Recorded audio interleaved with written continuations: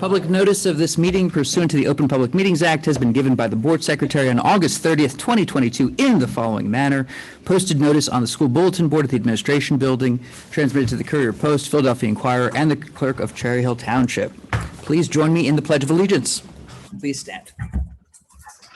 I pledge allegiance to the flag of the United States of America and to the republic for which it stands, one nation, under God, indivisible, with liberty and justice for all. And Mrs. Sugars, would you please call roll?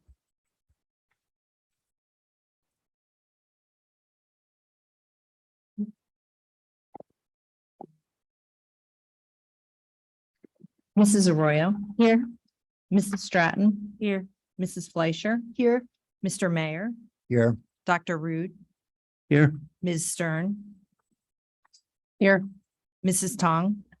Here. Mrs. Winters. Here. Mr. Vadia. Here. Thank you, Mrs. Sugars.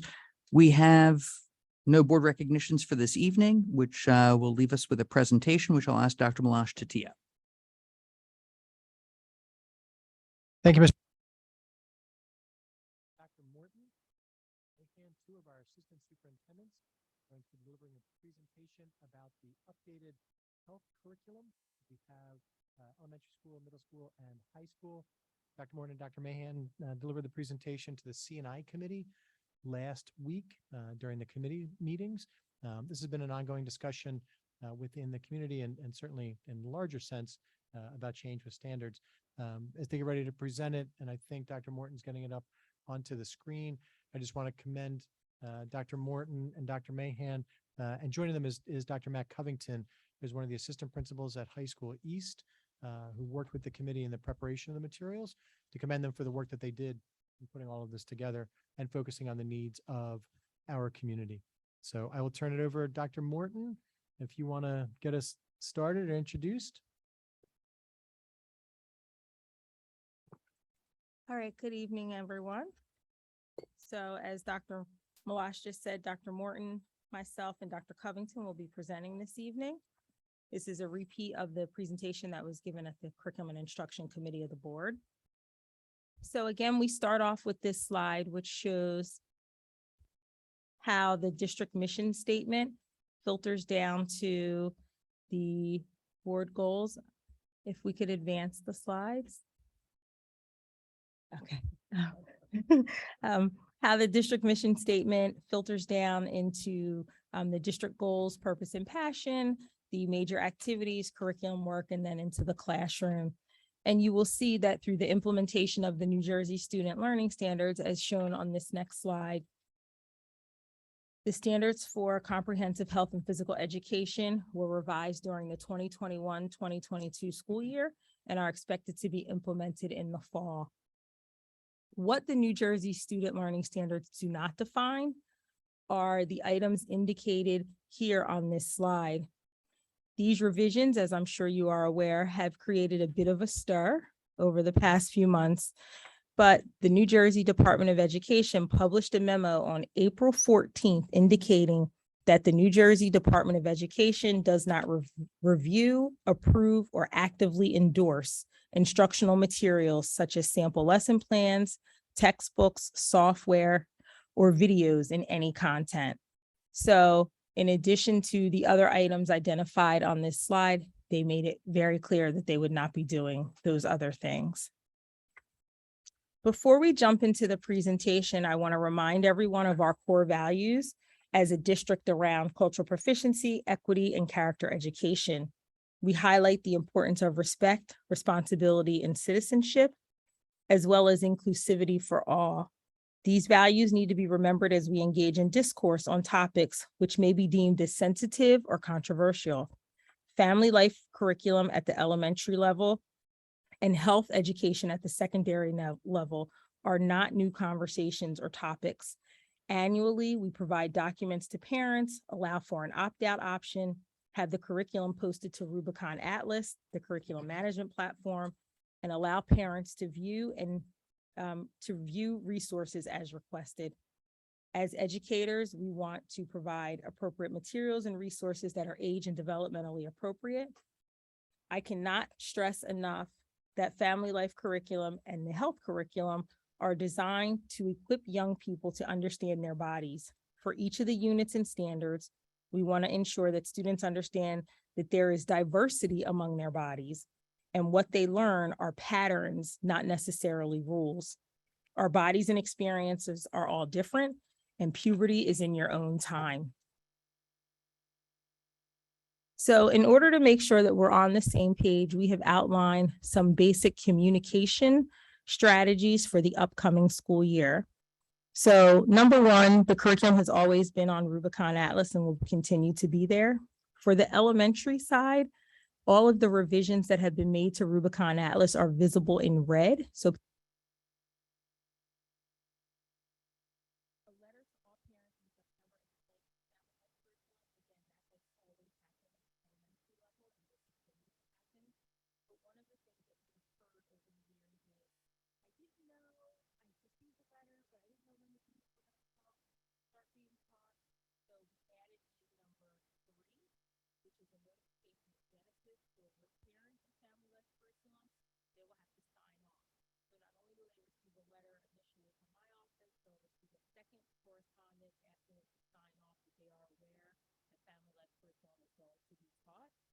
and then the third will be a message from the principal right before the family life units begin.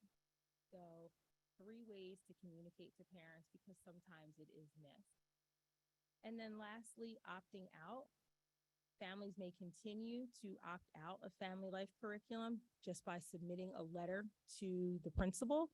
Now, for the elementary level, parents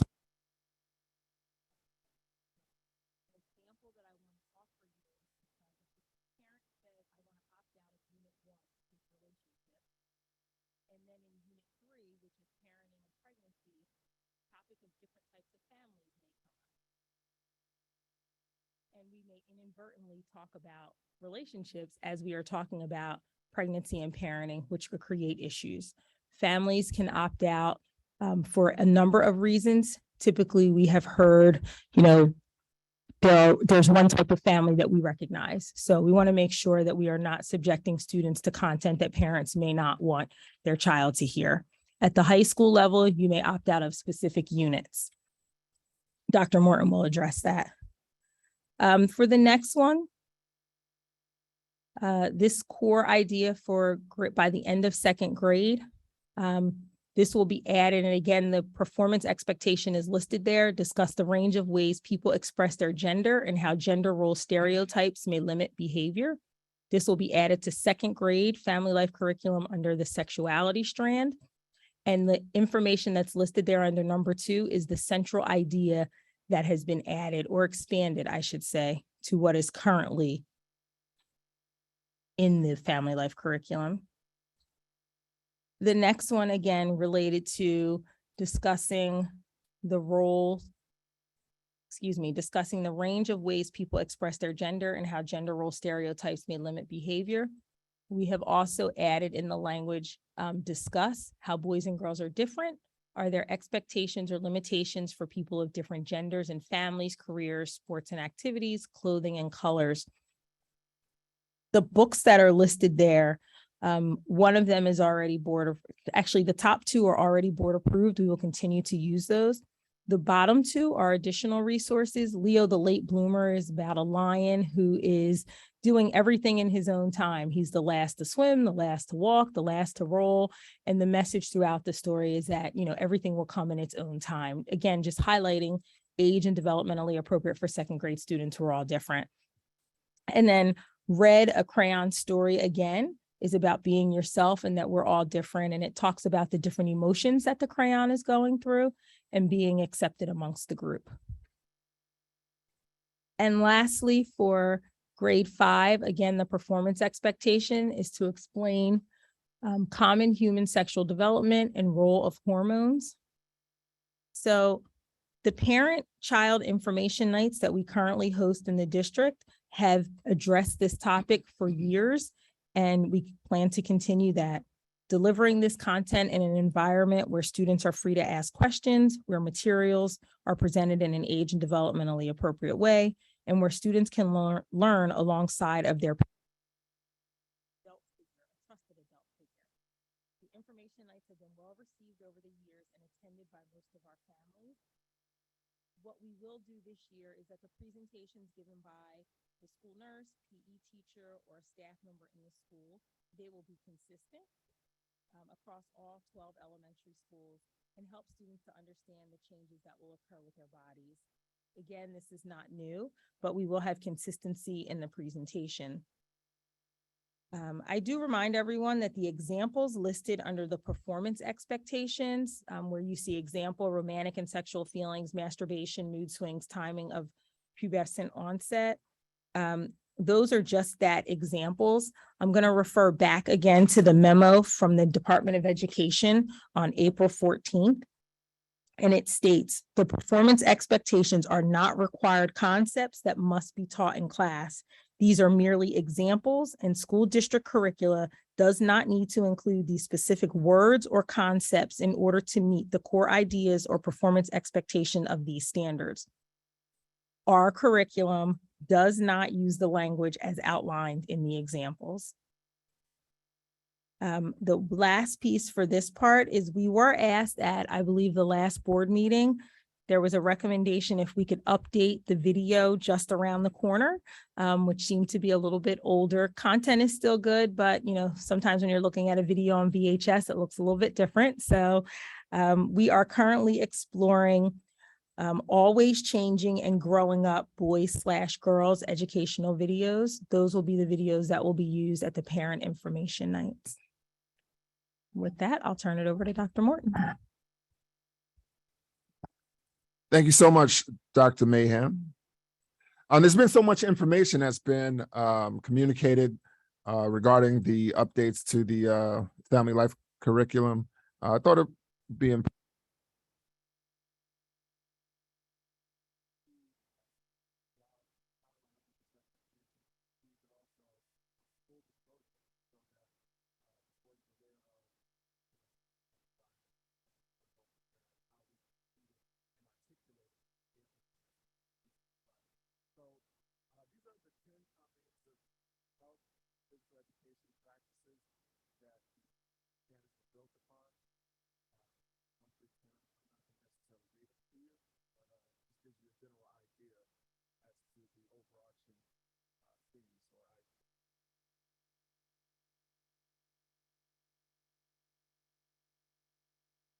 So the new comprehensive physical education standards were condensed into 3 standards specifically.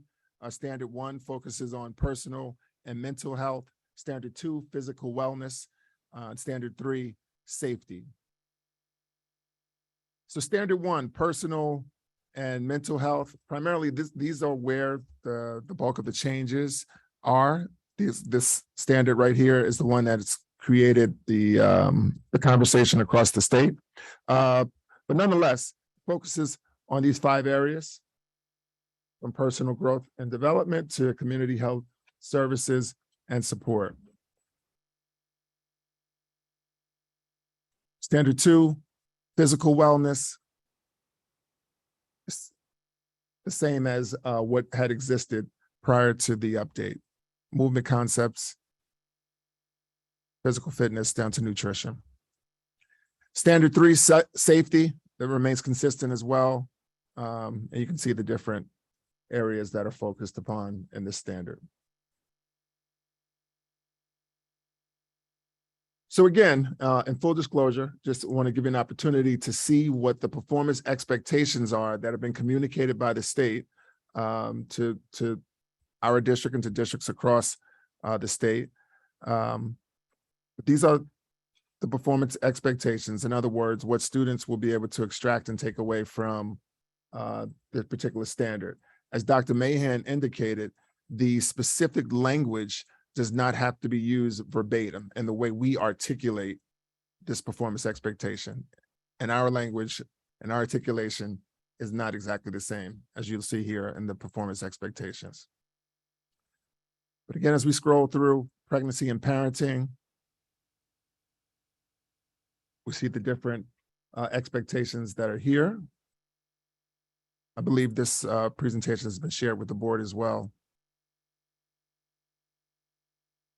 Social and sexual health, probably the most significant amount of expectations have been added in these areas. Dr. Mahan showed that the standards for elementary were broken into terms of what will be learned by the end of second grade, by the end of fifth grade, at the secondary levels, by the end of eighth grade, by the end of 12th grade. And then we have community health services and support.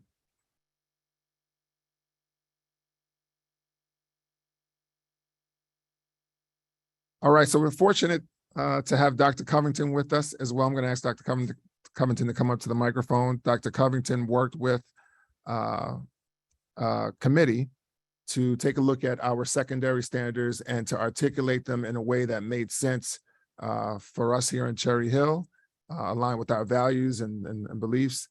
So I'll let Dr. Covington just go through how those were articulated and sequenced across the grades. Thank you, Dr. Morton.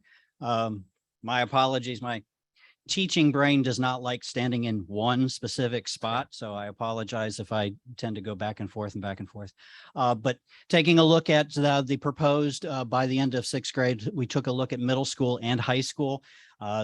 We being students, student input also with teachers as well.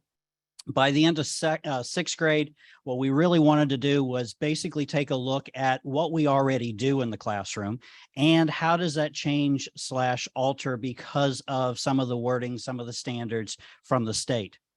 Luckily, most, if not the majority of information has not really changed at all, but we did want to take the student voice with the idea of wellness, stress, mental health, those types of things into account as well. So we infuse those throughout that you will see. If you take a look at the end of sixth grade, student wellness really is the idea of transitioning. Again, transitioning from fifth grade into sixth grade, taking a look at relationships. How does stress affect you? A lot of our students are going through a huge change, going from sometimes a more community-oriented elementary school to a larger high school in sixth grade, also going into and seeing other individuals as well. So stress and how that affects your health and how you deal with that will start to actually be discussed in sixth grade. Also understand that in middle school, we really don't spend a lot of time in health. It's only a few weeks rather than at the high school level, it's really a whole semester of 18 weeks. So keep that in mind. It's sometimes you'll see some of these things in seventh and eighth grade actually repeat themselves, mainly because we have such limited time to do those. But again, the emphasis in sixth grade will be on relationships and stress. In grade 7, you end up talking about alcohol, tobacco, and starting those sexual relationships, mainly the idea of what happens when you break up with somebody, what happens when you start dating, what are those types of relationships, how do you deal with those, how do you cope with those, who do you go to? Is there anybody you can go to talk to about those types of things in 7th grade? And then talking about different types of relationships, both romantic, sexual, friendships. I'm best friends one day and worst enemies the next day. How do I deal with that? How can I talk with people that way? I can't stand this person. Well, you were just, patting each other on the back yesterday. Grade 8, again, gets into that tobacco, alcohol a little bit more into illicit drugs and vaping and those types of things in grade 8 that we have not hit in grade 7.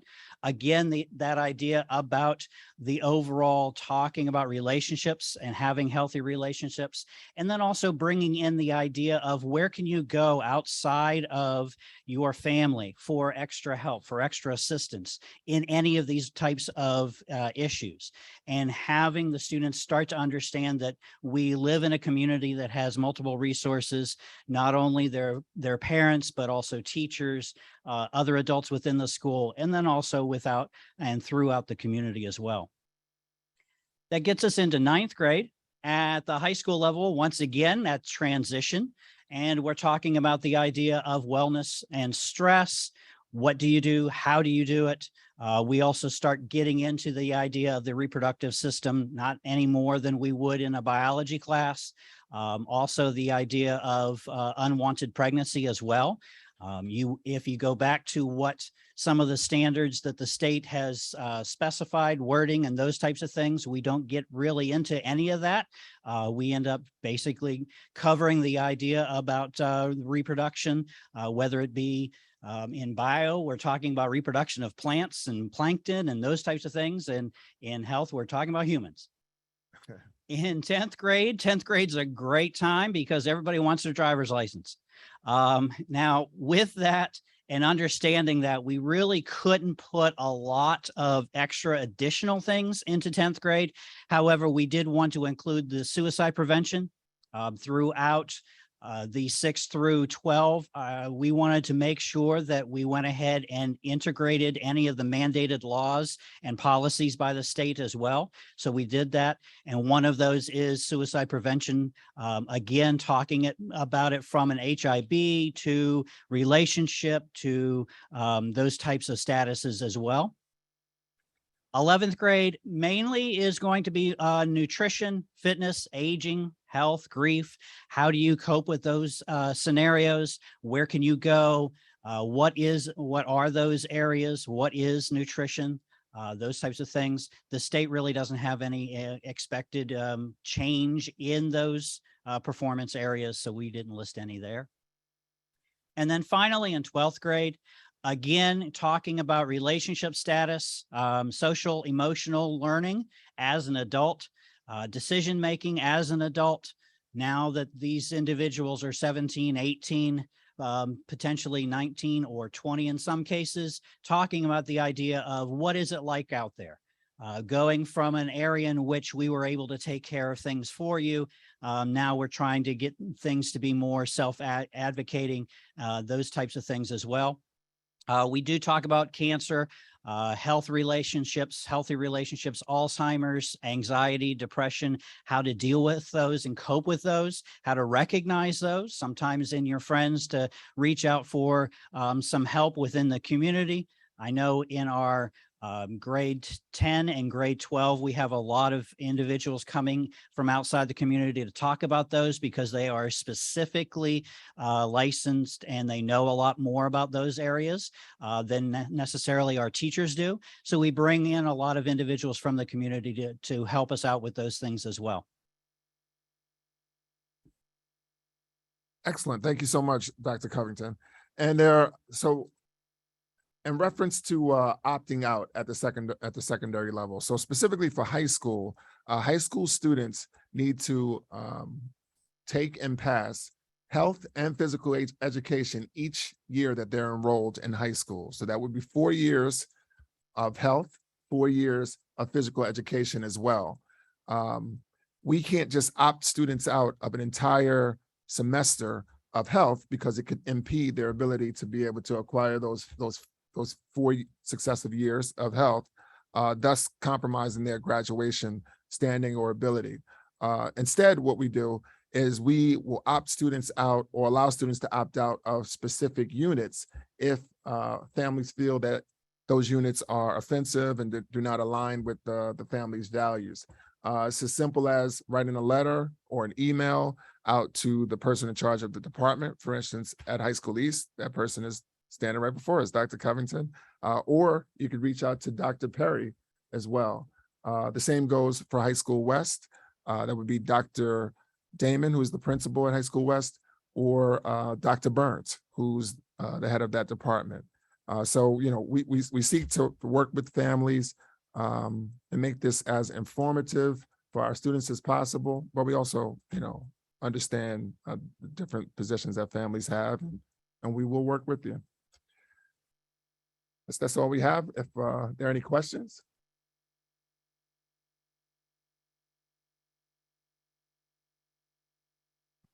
All right, Ms. Stern. Okay, so thank you so much. It was a great presentation, and someone who deals with a lot of people and adolescents in my profession, I'm very grateful for this because all of this information, it's very comprehensive, is our students, it's nice to see that they're getting it from informative sources. So two questions. There is a kind of a three-step process of notification at the elementary level. One of them is a Genesis notification.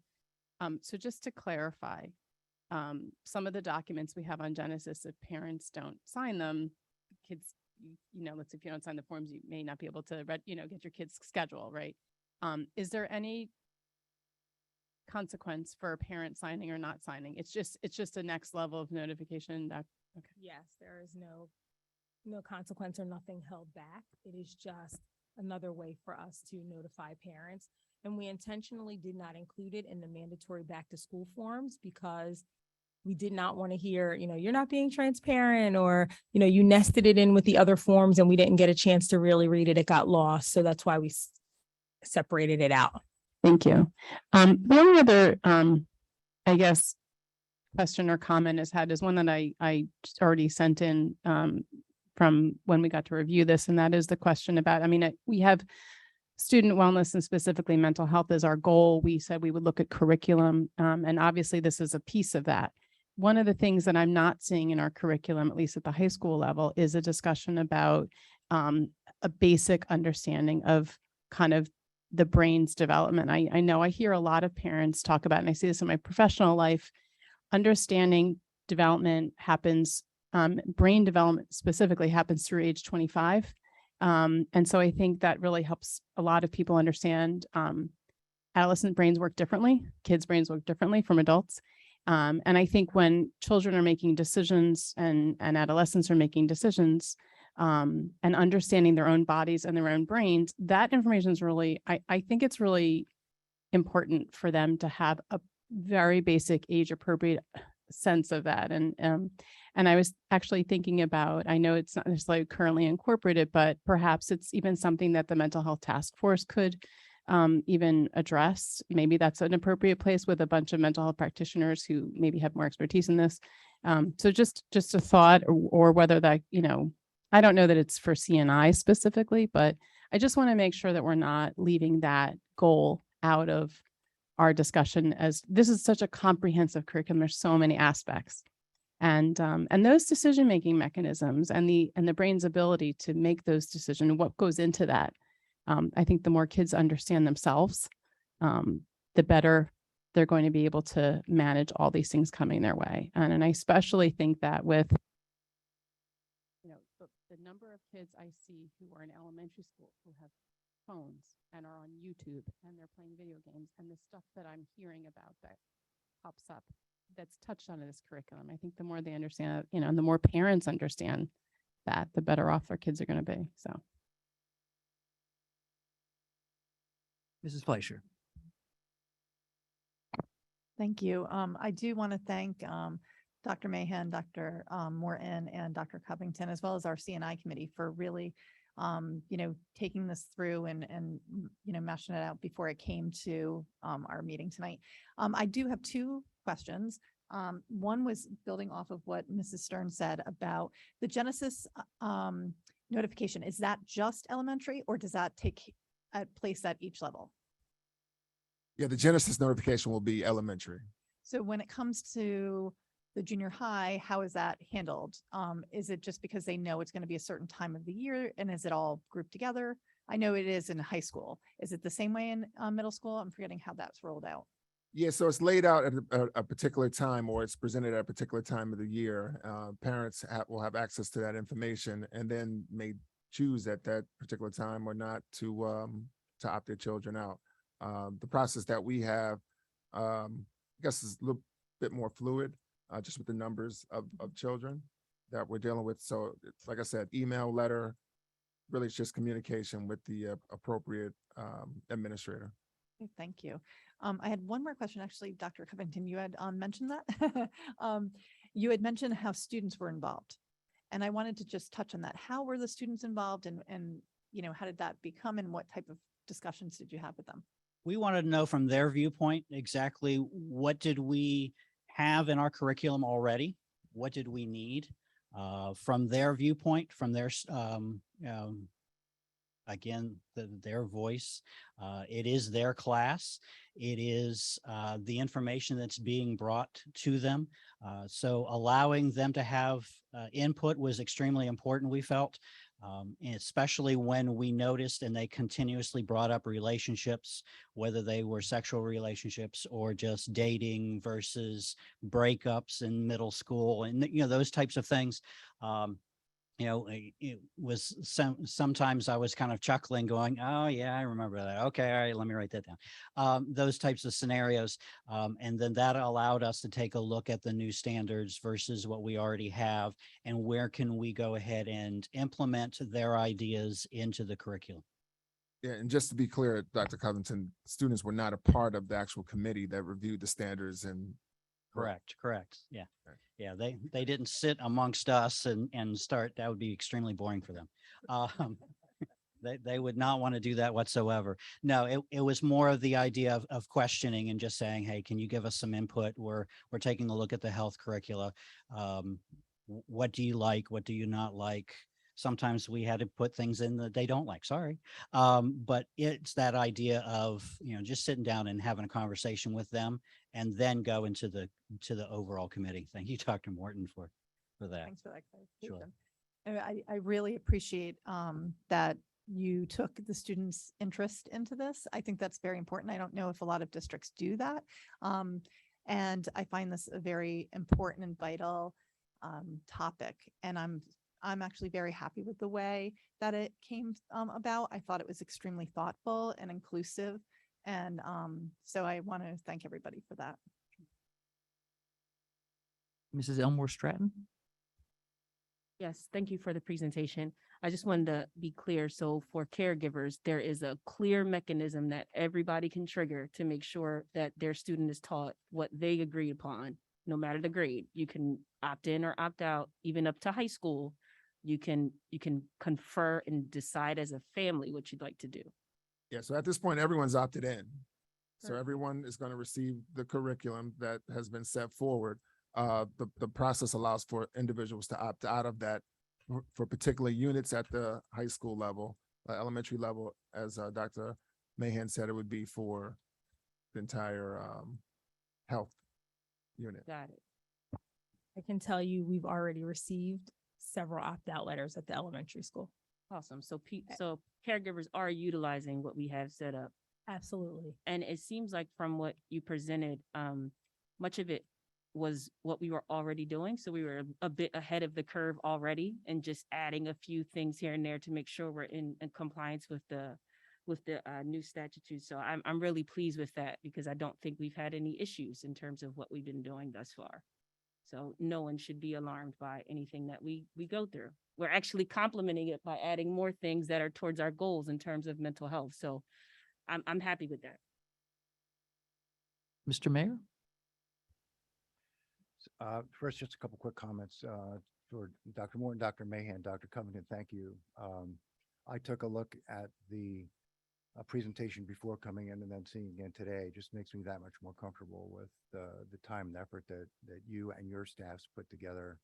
And it looks like, despite the fact that most of this is still very similar and some of it identical to what it has been in the past, those areas that have been expanded upon are the ones that we know are important, right, to the students in the district, especially when it comes to health and wellness and suicide prevention and inclusivity. So I think it's a wonderful step forward. So thank you for all that work. Two quick questions. Dr. Covington, this may be unfair and maybe you've already answered it. when you had an opportunity to get input from the students, aside from what you've told us about relationships and wanting to know more about how to handle that, which of course is a lifelong lesson that probably very few of us really get right. We're all striving, we're all striving to learn, yes. Were there any real surprises? Did whether it was one student, two students, or more, anything jump out at you as a real surprise in such as, wow, that's not something that I expected to hear from students, or this is not an area that I would expect them to have an issue with or concern with? Anything like that jump out at you? To be honest, I was hoping so. This was my 25th first day overall. So taking a look at my middle school background all the way to the high school background as well, I had an idea of some of the ideas that they would come up with after also observing classes, evaluating teachers, those types of things in our ongoing conversations on the fly, whether it's in the cafeteria or in the hallways, those types of things as well. I was surprised in the idea that they actually wanted to make sure that we had relationships pretty much all the way through 6 through 12. Getting a little bit more difficult, a little bit more, you can probably say a little bit more challenging conversations as the students got older towards the senior status type of area. But again, that goes par for the course. Some of them are going to go out, get jobs, join the military. Others are going to go out into the college world. And, once that happens, mom and dad's not going to be around to see exactly, what happens and what parties you go to and those types of scenarios. So, having those conversations actually made me smile. I enjoyed them. Thank you. And thank you for reaching out for their input, because as Ms. Fleischer also mentioned, that's tremendously important to all of us, and we are the staff as well. Last quick follow-up. On opt-outs, are those letters to Dr. Malash or to the administration hard copy only, or email opt-outs also accepted? We accept all, just has to have a signature, and typically the building principal will follow up just to say, hey, I'm just confirming you sent this letter in and confirming that we received it. Thank you. You're welcome. Thanks. I'm going to go next to Mrs. Tom, but before, just Mr. Mayor. So those letters really shouldn't come to Dr. Malash. I suppose it would be all right, but absolutely long way around. Start at the building level, I think, is the best idea. This way the principal can really take it from there. If need be, Dr. Malash is always available. I know his turnaround is usually very, very good, but that's probably not where we want to start. So your building principal is going to be. All right. That was a long-winded way of saying whatever I just said. Mrs. Tong? Thank you. Thank you for the presentation.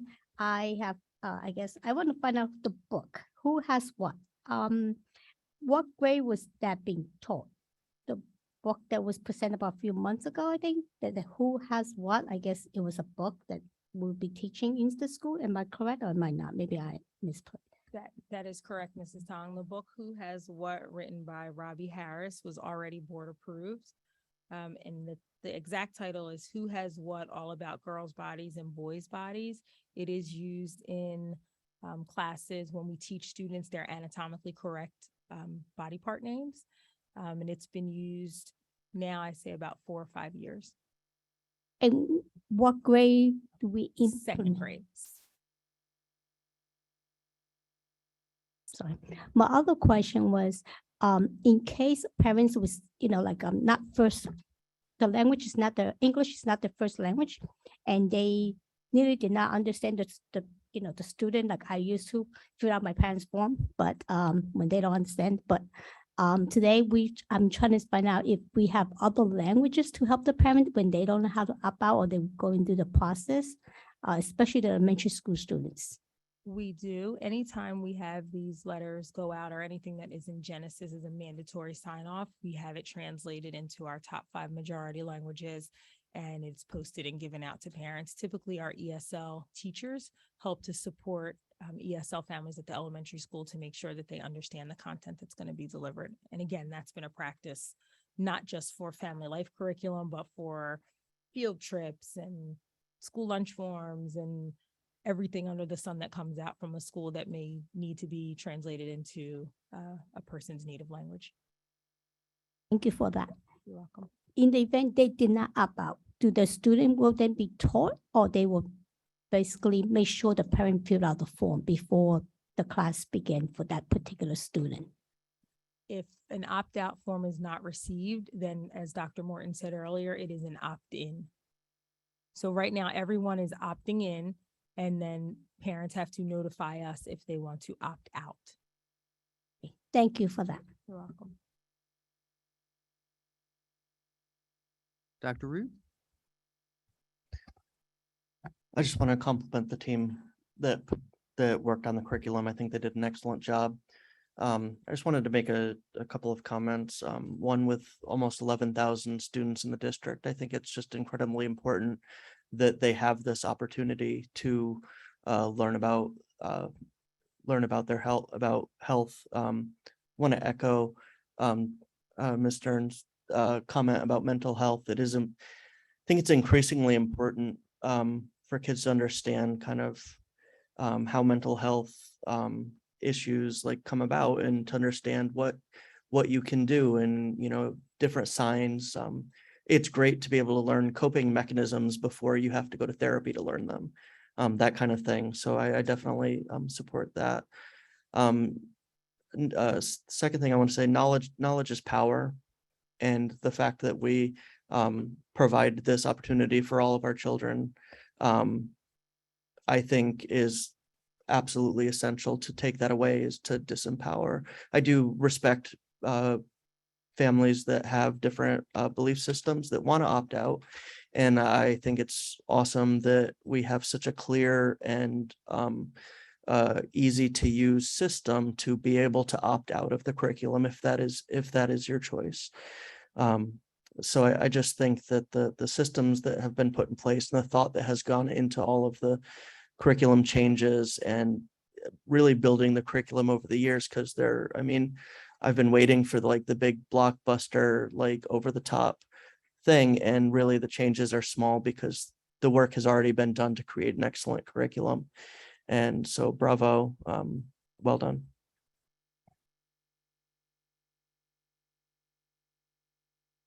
Okay, I just want to echo my thanks to the team, and I know this was a big effort for a lot of people. Thank you to the presenters. Oh.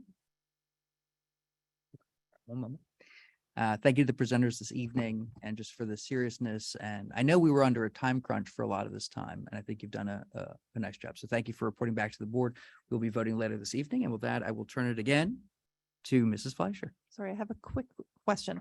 The students that are opting out, because I know a lot of parents have asked this, what will they be assigned to do during that time that they're opting out? And that was the last thing, because I know we spoke about that before. I would say for elementary, we typically have students report to the library and or designated area, and they work on a different activity.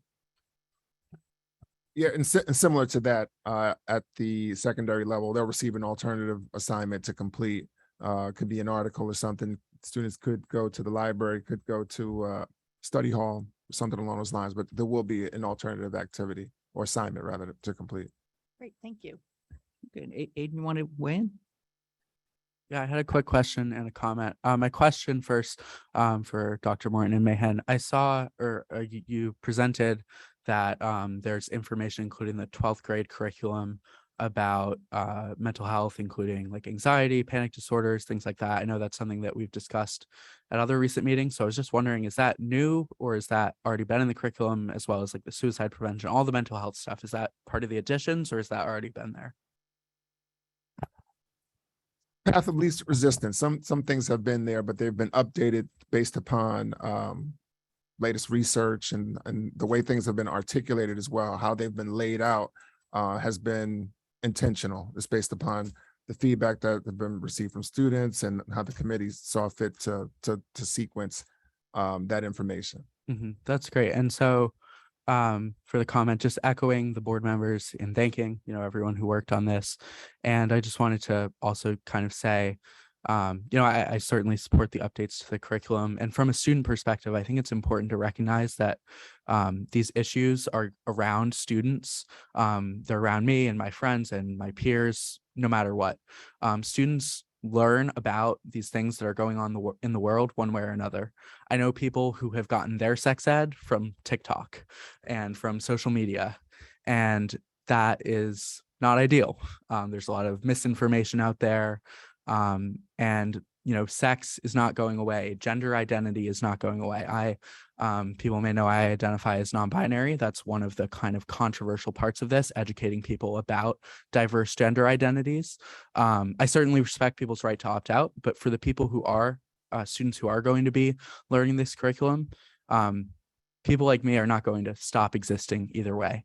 There are people of diverse genders, sexualities, all kinds of identities in our world, and we can either learn about them and cultivate respect and understanding, or if we didn't include these things in the curriculum, that just creates more opportunities for not understanding each other, which can create discrimination. So I strongly support all those changes, and thank you to everyone who made these updates around gender identity, mental health. These are all important topics. They're topics that students have been asking for more information about, more inclusion in the curriculum. So I think a lot of students appreciate these changes, and thanks again. So I do not have any questions, but I do have some comments. Again, thank you. Thank you very much. I personally do not take health or gym in school. I take it online due to some very big scheduling conflicts. But I do know that in these online health courses, I'm not learning any of this. And just to echo what Aiden said, I know a lot of friends, peers, people around me that are getting their sexual education from Instagram, TikTok, Snapchat. And I think it's really important to know this information. And just to have this presentation, it just makes me aware of what is being taught and what's being updated. And I will definitely bring this back to Chair West and just like update on what's going on, because I do think it's something that people need to be aware of. People identify with different races, different genders, different sexualities, and it's super important to understand that. And I totally respect anyone's decision to opt out, but I do believe that those who opt in are in for a very great education, because again, knowledge is power. All right, thank you. It was a nice way to close out this time. Thank you both for lending your perspective. I do think one of the comments that Aiden made, sex isn't going away. That's well said. And I don't often talk about it, but my mom was a single mom, and we had one uncomfortable conversation. It was a good thing that the school that I went to covered some of the nuts and bolts. I'm just going to say that because that was a good thing. So I appreciate all the efforts here. And I think we've talked a lot. Now, what's good is, so hopefully curriculum, we'll move to a vote tonight. Yes. And then we'll hopefully this will be applicable to the online versions as well. So the online versions are through third parties. They're approved. It's not online. It's not a Cherry Hill curriculum. It's a third party vendor that families choose to meet the graduation requirement for the kids. So in the instances, as Liz talked about, she's doing health and PE in that online version through Apex or Eduseer or, one of those, which opens up her schedule to be able to take probably some of the higher level classes that she has chosen to enroll. Well, thank you for that clarification. Okay, we'll evolve. Okay, Mrs. Tong, did you?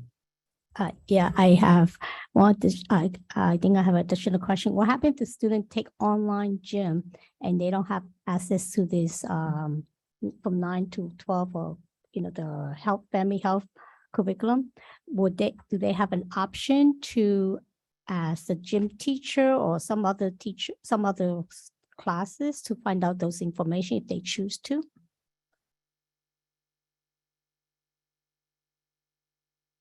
So if families make a choice for the child to take it online or in a correspondence or whichever it is, teachers are still in the building. They can always seek out somebody for questions, to have discussion, whether it's one of the teachers, one of the counselors, one of the administrators.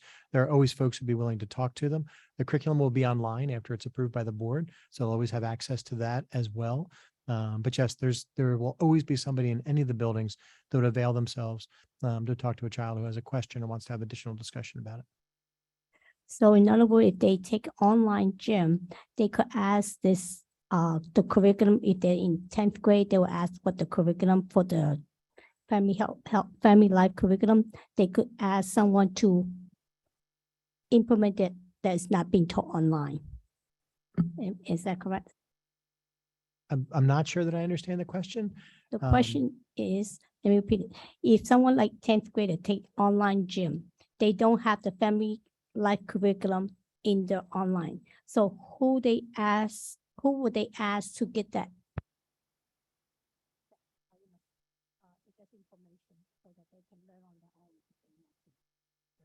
At the high school level, the family life comes as the health part of the curriculum. I would say that most children take health in 10th grade because it's the driver's ed, which is tailored specifically to preparation in New Jersey in order to sits the driver's ed exam. There's a piece that's incorporated within there. If you're taking the online phys ed, there's activities that they have to do in order to meet those requirements. If they have a question, like they won't be able to match up and have somebody go to the teacher and say, can you teach me this class one-to-one, to go through. But if they have questions, or if they're looking at the information, or if they hear their peers talking about something, they can always go to one of the teachers or to a counselor or the nurse or one of the administrators. They can always match them up somebody's not going to sit with them and teach them the curriculum one-to-one, but they can always answer questions and provide information. Thank you, Dr. Malash. Okay. No. With no administrative reports, that will move us to correspondence. And so is there any correspondence that board members would like to share this evening? Mrs. Winters. So I was lucky enough to help with the final food distribution last Wednesday at Cherry Hill East. It was amazing to see how many families came out, including families who just happened to be at East for orientation and other start of school things, who maybe didn't know that we were giving out meals, but then were able to avail themselves of the food. I especially appreciated it because it's something that my family has personally really benefited from this summer. Food prices are high and money's been tight. So I really did appreciate all the help that my family and so many other families like mine got. We were very sorry to see it go, but it was really nice to see all the members of the community come out and all the families getting ready for the start of school. Thank you. Thank you. And Ms. Stern. So I'm just looking at to make sure I got the date right. So I tend to sometimes not always remember the date. Last Wednesday on August 31st, I got a chance to attend for the first time ever the Every Student Succeeds Act Regulations annual community voice meeting, I think is what it's considered, which was led by Dr. Mahan and several other administrators, which went through details, and it was open, and there were stakeholders from throughout the community. So there were students, parents, educators and staff, board representation. So it was really nice, and community members. We got an education on many of the grants that are part of our budget and what they're for and how they're utilized. And then we were able to give input as community members about how we'd like to see, are we happy with the ways those grants are being applied? Are there other ways that we would be like to see them applied? So it was a really neat opportunity to learn more. I think even being in this seat for the short time I've been here, it was a deeper dive for me in terms of our different grant funding. So that was pretty neat. So.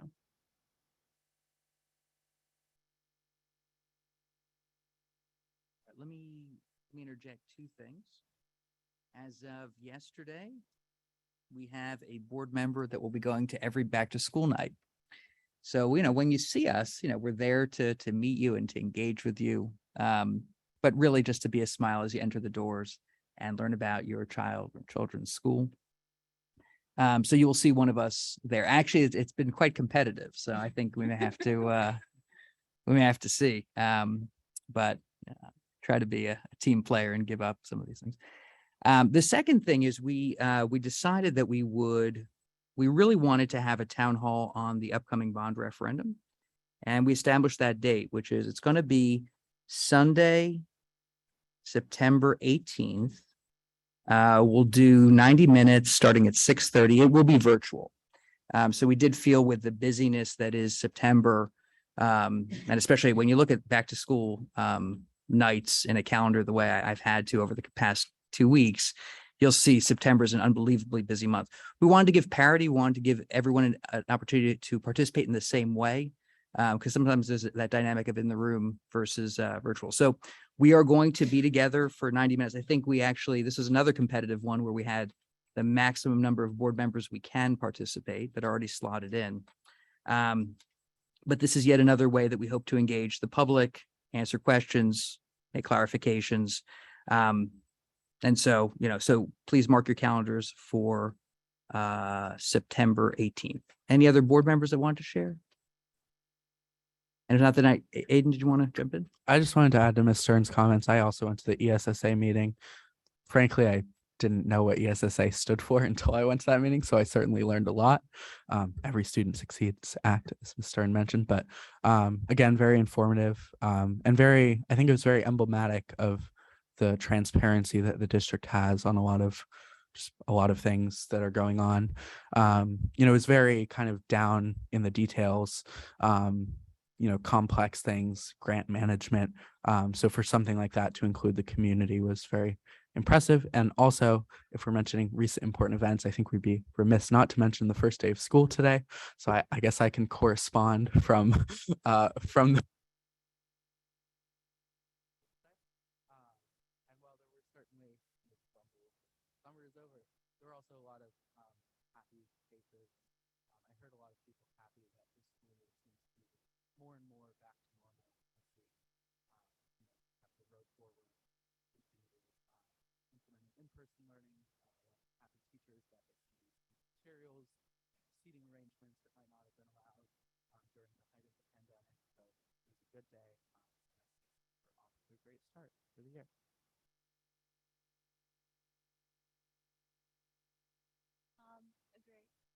A great start to senior year. I'm very excited, as I'm sure many people were, and I'm sure many people were not as excited, but that's okay too. I do remember sitting today in environmental science, discussing with some of my friends, and they were also very surprised on how it felt again like freshman year, because it felt like we were back to normal. It wasn't the sophomore year online or the junior year with masks. It was back to normal. So I'm very excited for this year. All right, wonderful. I will go on record to say I was excited for my two children to vacate my home. So hopefully they're not watching. Okay. It moves us to first public comment. There will be 2 opportunities for public comment this evening. This first public comment session is for board action items only, items 17 through 19. There will be another public comment section for any topic at the end of the meeting. If you are a student in the district, you may comment on any agenda item or any item at all during the first public comment period. Please identify yourself as a student. I think people know, an S online is always helpful, and just approach first if you're in the room. Okay, if you'd like to speak now, please identify the agenda item and clearly state your name and municipality. We will alternate between speakers here in the room and those that are online. Each speaker will be given a maximum of 3 minutes to speak. The timer on the screen will indicate the amount of time you have remaining. Cherry Hill is a community that values education, and educational topics often bring out a passionate response. The Cherry Hill Board of Education supports a school climate in which our diversity is a source of strength and all are included. Respect is foundational in how we treat you, how we treat each other, and how we support our administration and staff in their essential work. Please join us in practicing the utmost respect for all. And let's see here. By tradition, no one has their hand up online, or I can't see it. Nope. No, they don't. Oh, okay. Spoke way too soon. But by tradition, we do start in the room, and I don't see anyone identified as a student. Who would like to go first in the room? Okay, the floor is yours. Penina Mintz, Cherry Hill, item number 17 regarding adoption of the new sex ed curriculum and standards. I think I've shared with the board over, I guess, a few months now, the concerns regarding sex ed curriculum. I've tempted for board members to consider this is a very sensitive topic. As you can see in this room, there's very few people in this room here. So most of the community is not here, is not aware of that curriculum taking place in the schools. Most parents are not aware that this curriculum exists and not aware that this curriculum, the details of that curriculum. I've completed a comparative analysis of the 2020 New Jersey standards, the 2020 sex ed curriculum in Cherry Hill, and the 2022 sex ed curriculum in Cherry Hill. The 2020 Cherry Hill curriculum seems line by line comparable to the 2020 New Jersey standards. I did not see any differences. And I'm not sure that the board members are aware that apparently we adopted New Jersey standards 2020, 2 years ago. So please correct me if I'm mistaken, but from what comparative analysis that I've done for the past few weeks, the Cherry Hill curriculum for the past 2 years have been identical with the 2020 New Jersey standards. And then when I looked at the recent schedule of the 2022, it again has the same verbiage and the different items intercalated into each and every grade, beginning in first grade through 12th grade. I implore each and every one of you to read all the details in the curriculum, read all the book assignments, and I'm sure that once you do that, you will come to the same conclusion that I have. For the past few months, that this curriculum is not appropriate for children. I'd like you to have respect for the parents of this community that have the sole authority to teach their children about sexuality. And I'd like you to either ban this curriculum or create an opt-in only. The opt-in only will allow parents to study the curriculum and make a decision if they're opting in. The opt-out will not protect children and will not protect parents. For additional education, I would recommend for you to read excellent book that just came out. It's called The Battle for the American Mind. This whole sex education is really not about health. It's about something else altogether that I'm not going to elaborate today. Thank you for considering my suggestions. Thank you. We'll go to the line with caller identified as a wider bridge. Alana Yaris, Cherry Hill. I am speaking on 2 agenda items. The first is 19.8. Mercedes Barrios Nunez is listed as the cleaner at Barkley. I just wanted to be clear that she's the cleaner at Malberg and not at Barkley. Have that stated for the record. And the second agenda item is 17.2, the readopting of the curriculum. When I was a student in high school, I took the health curriculum that was offered by the state of New Jersey in my high school. I learned about the different items that are taught in the health curriculum, similar to what you will be readopting tonight. When I was a junior in high school, I had a problem with another couple of students that were in the district. And I unfortunately was sexually harassed in school. And it greatly upsets me still today as a parent of 6 children. And I teach my children the anatomically correct names for their body parts, because it's important for them to know that if anyone ever touches them anywhere where they shouldn't be, they shouldn't find an adult in authority that they find and respect and say, someone touched my cookie. They should say the correct body part name, and they should learn that so that if they ever have a problem in school, at home, at a friend's house, someone will understand what they are saying. And I want to thank you as a board for adopting this curriculum, hopefully tonight, so that those who are unfortunately touched in inappropriate places will find the help that they need from the teachers and adults in their lives that support them, so that those people can understand and it doesn't go by months and months that someone touched my cookie and someone doesn't know what the child is talking about. Thank you. Thank you. Floor is yours.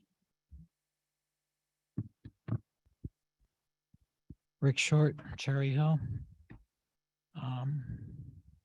I guess some parts of this you did not take out. I spoke about this before. Mr. Short, what agenda item will you be speaking on? 17. Sex ed. Okay, 17.2. Yeah. Okay. Sex ed. Thank you. I spoke before about section 212 SSH. In that section, it discuss, this is with the 5 to 7-year-old. And this is just unacceptable, too young. These minds of innocent children at 5 and 7 in kindergarten. So teachers can discuss the range of ways people express their gender and how gender role stereotypes may limit behavior. Are you, you know, a 5 to 7-year-old should just be learning addition with subtraction. This is way too young. There were plenty of other districts in the state that rejected the entire thing. There's always a mid-ground, guys, and we're always way too far one way.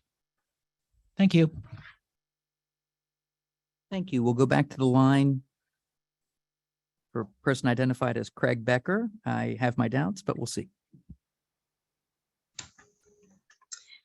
Hello, it's Beth Becker. Sorry. I am calling on behalf of Cherry Hill Collaborative today. So this is, I'm speaking as Cherry Hill Collaborative. 93% of our... We just need an agenda item. Oh, I'm so sorry. 17.2. 93% of our members who voted on the following statement voted in agreement. After careful review, the Cherry Hill Collaborative has decided to support all proposed changes to the health and physical education curriculum. We are highly supportive of the important work that the district has already been doing in this area. Although the proposed changes are relatively minor, we believe that students will benefit from this more robust, inclusive, and developmentally appropriate curriculum. We particularly applaud the focus on relationships and mental health, and we recognize the important role that sexuality education can play in abuse prevention and reporting of abuse. Thank you for your courage and commitment in taking on this important work for our children. Thank you. Thank you. Anyone else in the audience? All right, floor is yours. Andrea Weigel, Cherry Hill, 17.2. I just want to say for everybody that's listening and everybody in Cherry Hill, there is not one thing in your current curriculum for sex ed standards that has to be changed for what most people are talking about. You already teach body parts. You already teach relationships, abusive relationships, how to talk to somebody if there's abuse. I just don't know what people think adding or changing what 2020 sex ed standards were handed down from New Jersey is going to accomplish. Shouldn't be changed, stay where it is, and everything will be fine. You keep adding and adding and adding, and it doesn't really belong to be teaching children everything under the sun. Simple and short, it's already in there. Nothing needs to be added. Thank you. Thank you. Next, we'll go to the line with Laura. So Laura will ask for your full name and municipality.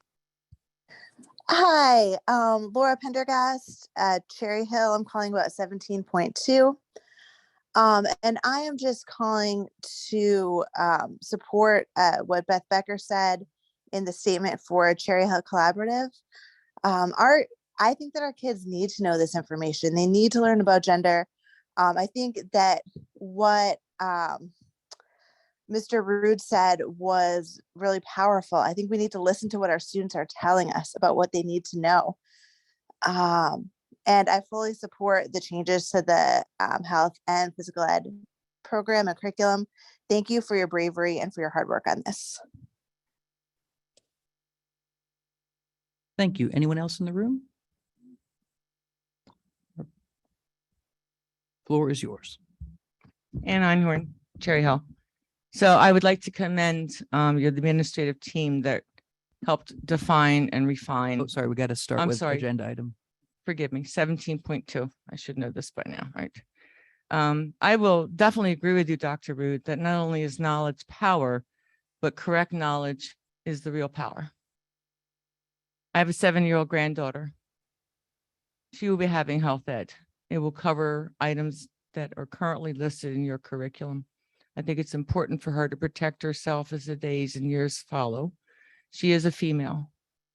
And I have other observations about being a female, particularly young females in today's generations, but I'll spare you. I don't think that many parents aren't here for any particular reason, except for the fact that it's certainly been well publicized, this curriculum. But I think they're not here because they know and are okay with the curriculum. And if they're not, they have these options of opting out. I would not take the lack of attendance at this board meeting, particularly since it's the first day of school, as a lack of support. It's also my understanding that we've had these state mandates for many years. And if people still have a problem with the health regulations that they brought forth, then I suggest you go to Trenton. Thank you.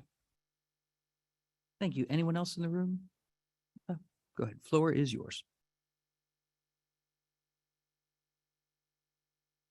Art McCarthy, 17.2. My extended family has 3 houses and I hope to have 2.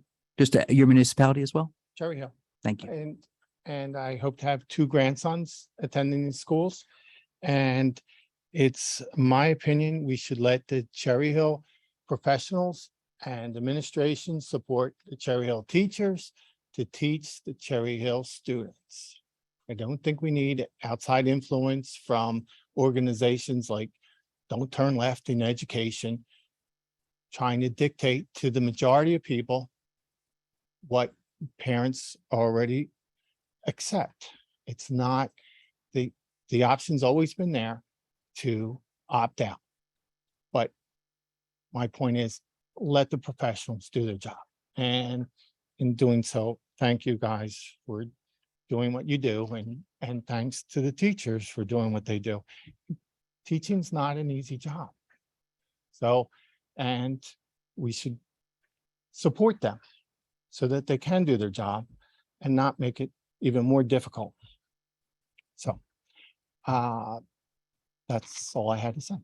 Thank you. Thank you. Anyone else?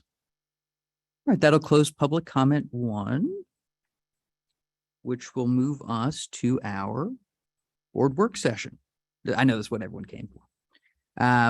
So we're going to go, as we do, committee by committee, and hear some of the great work that happened last week. Mrs. Arroyo, you are first. CNI, please.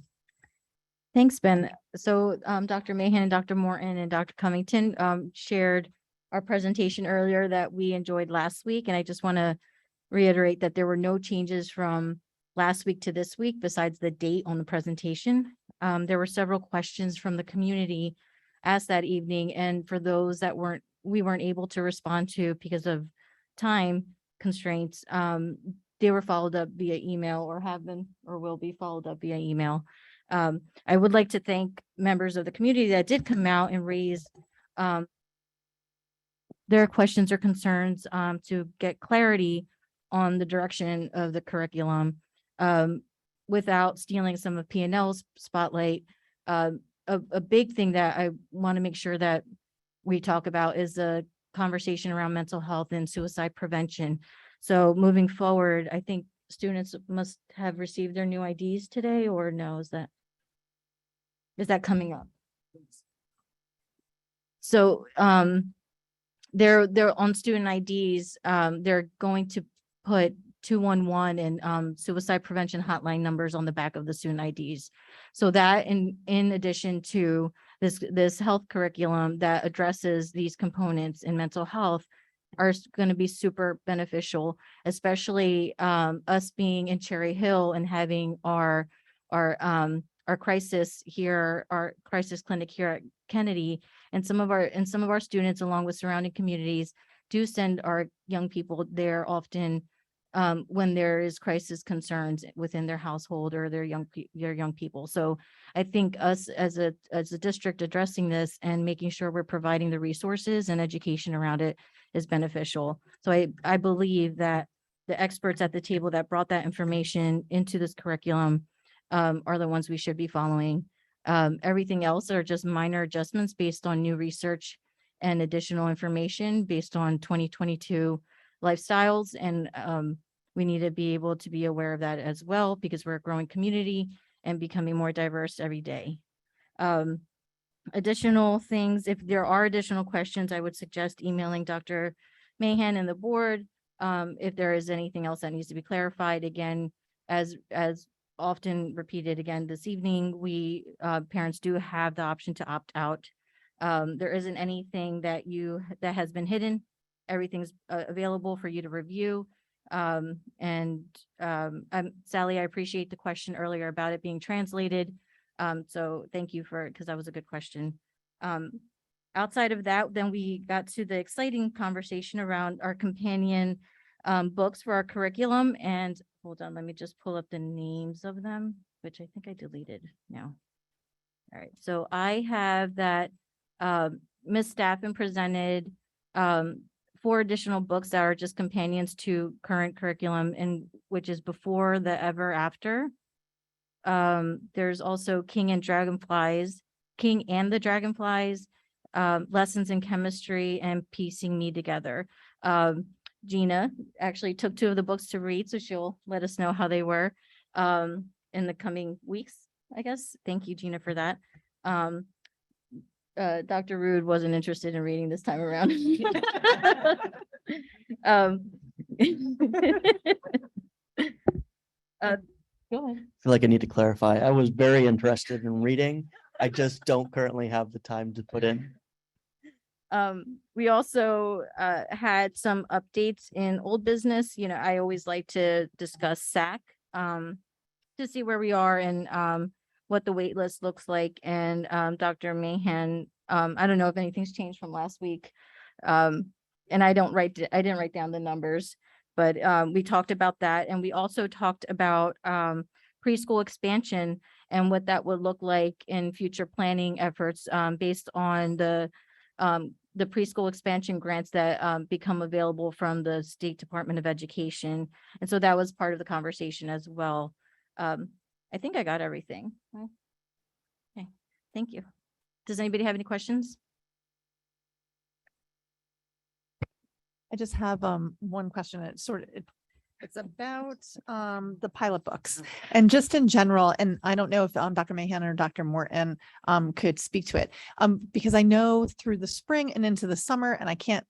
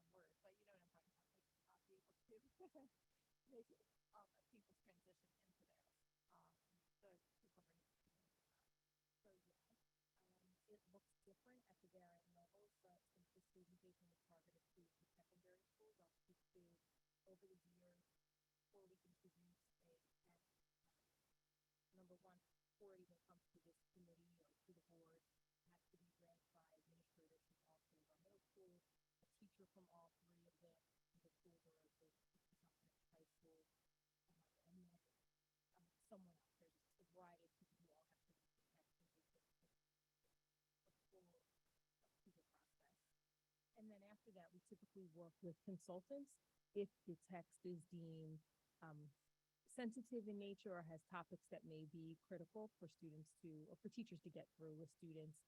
In recent years, we work with Dr. Jessica Whitelaw out of the University of Pennsylvania, and she's helped us to write critical literacy units that help to introduce the text not only to the teachers, but also to the students in the class. And there are units of study that are developed that are used across the district when these books are taught. Thank you. And then some of the books that are already in, I know we've had a lot of books that may have sensitive topics and things are evolving. Are there books that we actually have updated the curriculum with, or the way that we have the teachers trained, I guess, on them? Or is it something like once the books are okay by the Board of Ed, it's sort of put into the curriculum, and then they can sort of they can use them, I guess, throughout the year, or however that works? Yes, they can use them as they deem necessary in their class based on the units of study and based on the themes for each grade level. All of the curriculum, again, is in Rubicon Atlas, so a teacher always has a guidebook to lead them through the conversations with the text. Okay, thank you so much. Appreciate it. I have a follow-up question to that one. Do we get a certain amount of copies of the books, or is it because they're available also on like our audio version, right? Do we get like 100 copies or? So Dr. Morton can speak to this better, but at all of our elementary schools, the 3 middle schools, the high schools, and here at Alternative, we have quite robust book rows. So you can find 10 copies to 110 copies. It just depends on the volume of what we need, how the teachers are rotating the text, which is why sometimes the texts are not taught at the same time so that we can rotate them through. Sometimes books get damaged. We have to purchase new books. But I think one of the things, and the elementary principals will definitely tell you this, we're always saying we need more books in classrooms. We need to have robust reading libraries. We need to allow students to have access to all sorts of text and novels at the secondary schools. And that is something that I think we actually do really well. We pride ourselves on. So there is never a lack of novels and access to books in Cherry Hill. Thank you. Any other questions, comments? All right, thanks. Okay. Thank you. Next, we'll turn to Ms. Stern for BNF. So we had our business and facilities meeting also last Tuesday night, which I think was the 30th, if I have that right. It's not as exciting, I think, as in discussion as some of the other committees had. But nonetheless, I'm proud of our agenda items. Happy to report on them. So we talked about, first and foremost, the Buildings and Grounds Department is having some restructuring going on. This district, I think, does a really good job of taking a look at when there's changes, what do we do with that? How does that affect our budgets? We've had one retirement, the Director of Support Operations, and we have an upcoming retirement anticipated, Director of Facilities and Custodial Manager. And that's given us a chance to look at these positions. So there's a recommendation now by Mrs. Sugars, our business administrator, that we look at having an assistant facilities director who would incorporate the capital project management duties that were previously covered by the Director of Operations. Director of Operations person, Mr. Bart, was actually located in this building, which didn't make for a very seamless experience for the rest of our buildings and ground crew, which was implementing a lot of the projects because they're located at different facilities. So there's a thought that that's actually going to shift, and that person will be located.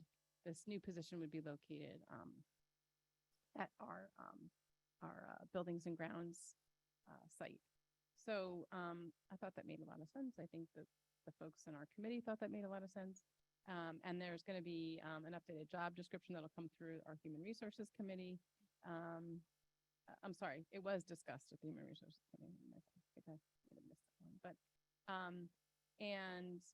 so that's not very riveting, but nonetheless was part of what we talked about. And also we talked about maybe there's potential for a little bit of salary savings. We'll have to see. We'll see where that goes. So there's that discussion. We also discussed something that the whole board is discussing in each committee, and that is our district goals and alignment with each committee. So in our committee, that really applies a lot to budget. It is one of the bigger ways that we're looking at our goals and how do we apply them in BNF. And one of the ways that we've talked about pretty regularly was the idea of having the board more involved in a longer process with the budget. I guess the budget focus and development of the budget. I mean, the district, that's the district's job is to develop the budget, but it's also our responsibility to ensure that the budget is aligned with our goals. So we kind of had a very early general discussion about that. Budget doesn't really start to get developed until the end of the year and beginning of next year.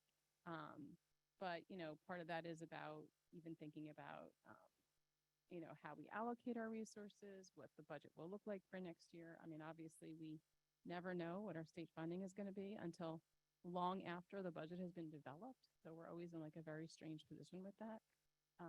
So we talked about the importance of, you know, having some involvement in that, connecting with CNI. So we talked about, you know, the importance of having some discussion together about some of the curriculum priorities and how that aligns with how we're supporting those priorities.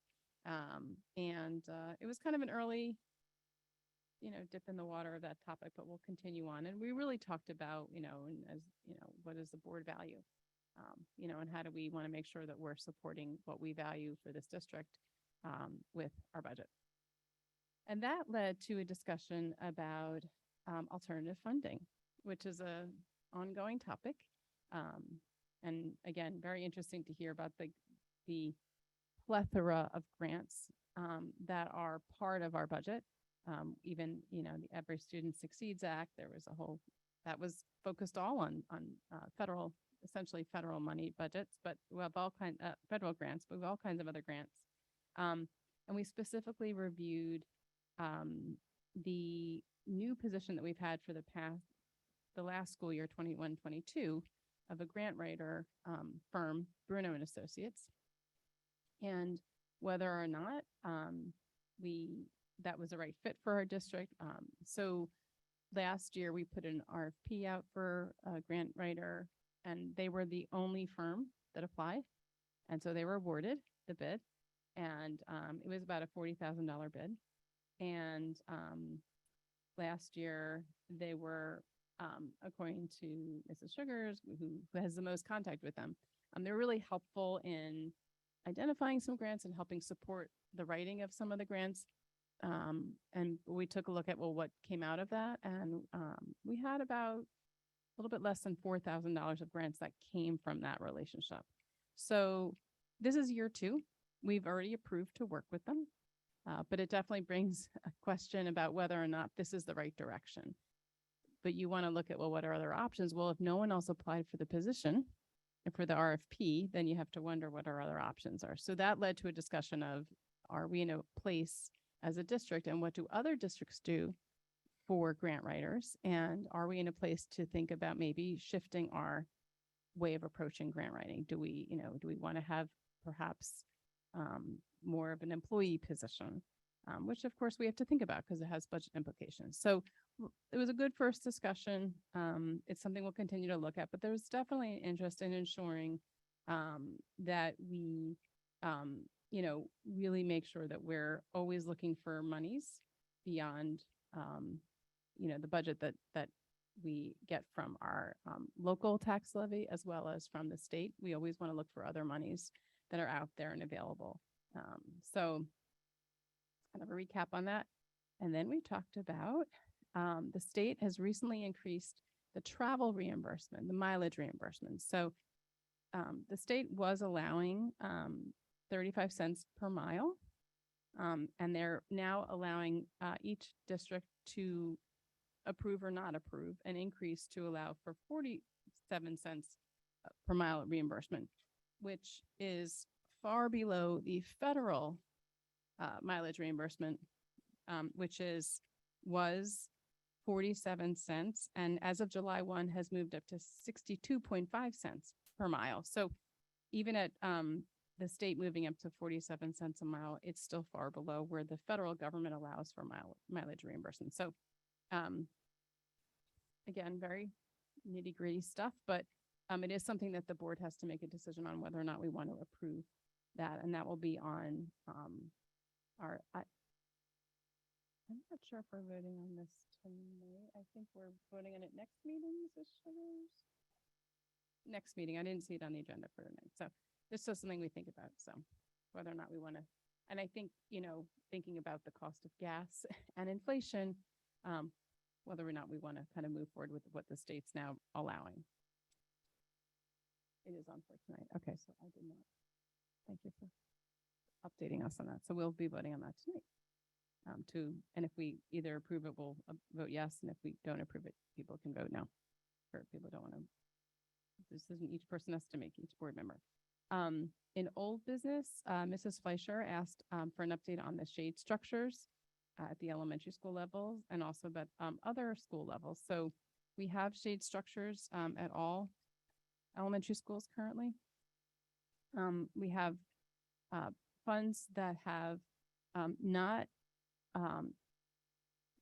fully been, they were budgeted for, but they haven't been implemented at the middle school level because some of the middle schools with the bond referendum that's up for a vote, that some of the schools have changes to their footprint that would affect shade structures or pavilions. So some of the principals have asked to hold off on making a final decision about that. So there's money available, but it hasn't been allocated. It hasn't been used. And then there's a discussion of looking into whether or not shade structures can also be brought to the high schools. So that's something the district is checking on the availability of it and what funding might be available to purchase them. And some of the monies that were for some of the shade structures were donations through the Cherry Hill Education Foundation. So that was a great support from them.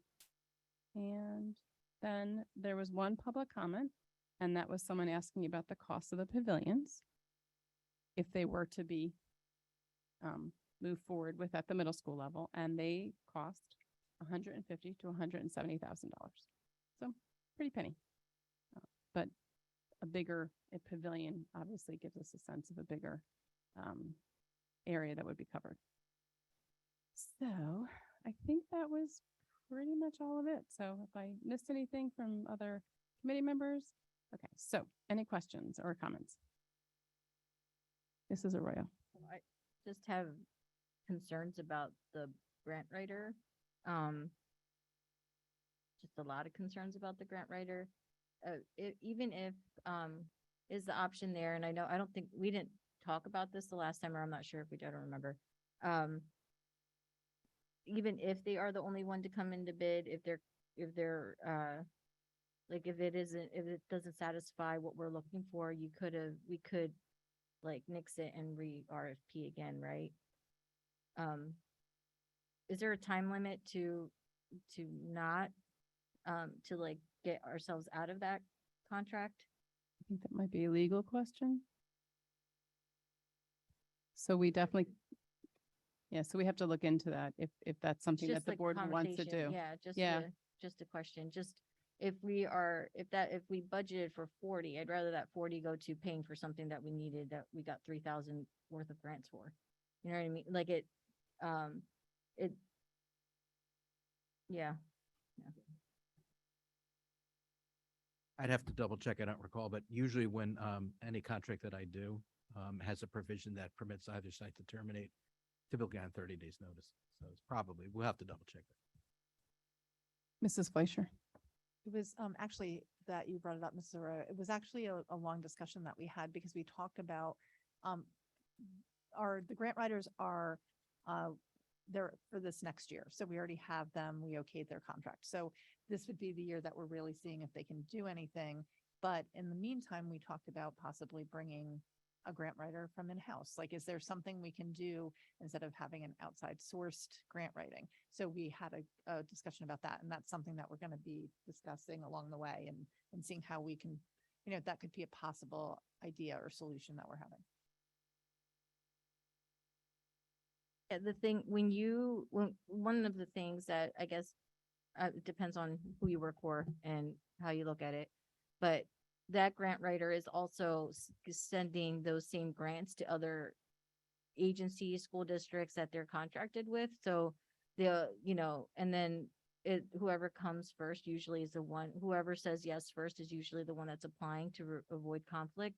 So it's like if we don't review fast enough and we don't say, yeah, this is a right fit, it could be that another school district or whoever is applying, they're applying on that behalf as well.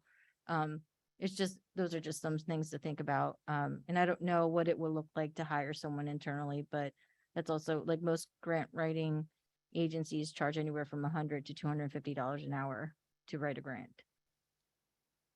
Yeah, and I think the point is to, having a skilled professional, whether it's a contract or whether it's someone that has skills in that area and is an employee, whatever they're doing, we want someone who knows that landscape, is familiar with them, is not just providing information, but,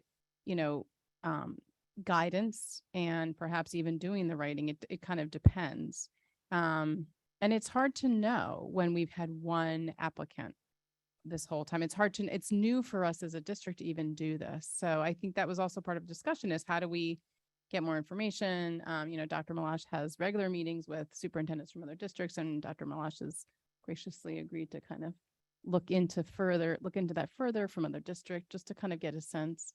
And I think, some of us may have exposure to this in our own professional lives. So, I mean, I think it's just, we're in an information gathering point, but I think that if we really, we talked about like, the return on investment is poor, right? We're not happy with, it's like less than 10% return on our investment. And so, we need to look at it, but it was year one and it was a strange time and it was our first time around too. So we're not really sure I think we wanted to give it a little time, but not, which we've decided, already voted on it for this year. But if we as a board decided we wanted to change course, we could find out how we could, that's an option legally, and move in that direction as well. But then the question is, what else would we do? What would we put in place? Because obviously, we want to know, how do we continue to find sources? And that's something we'll continue discussing in BNF.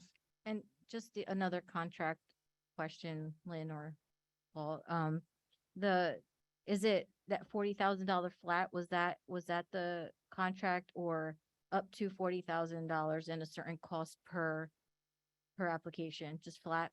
Okay. So a competitive bid you could do fee per service as well, right?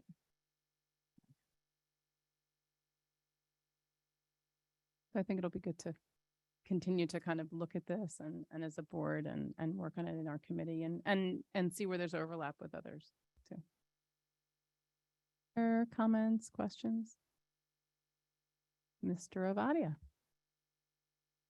Yeah, I think just emphasizing some of the comments that have happened, I think more color to the situation is important, because, we don't know totally what Bruno's doing, but I'd be interested to see what we applied for. Like, what was the landscape of what was possible? Because a lot of times, as those around this table, I'm not going to look at anyone specific, may know, the first time is kind of a trial, and you kind of get some notes and you start to develop some relationships and you can get some navigation. If we're on a course like that, it may be that year one is always a difficult year.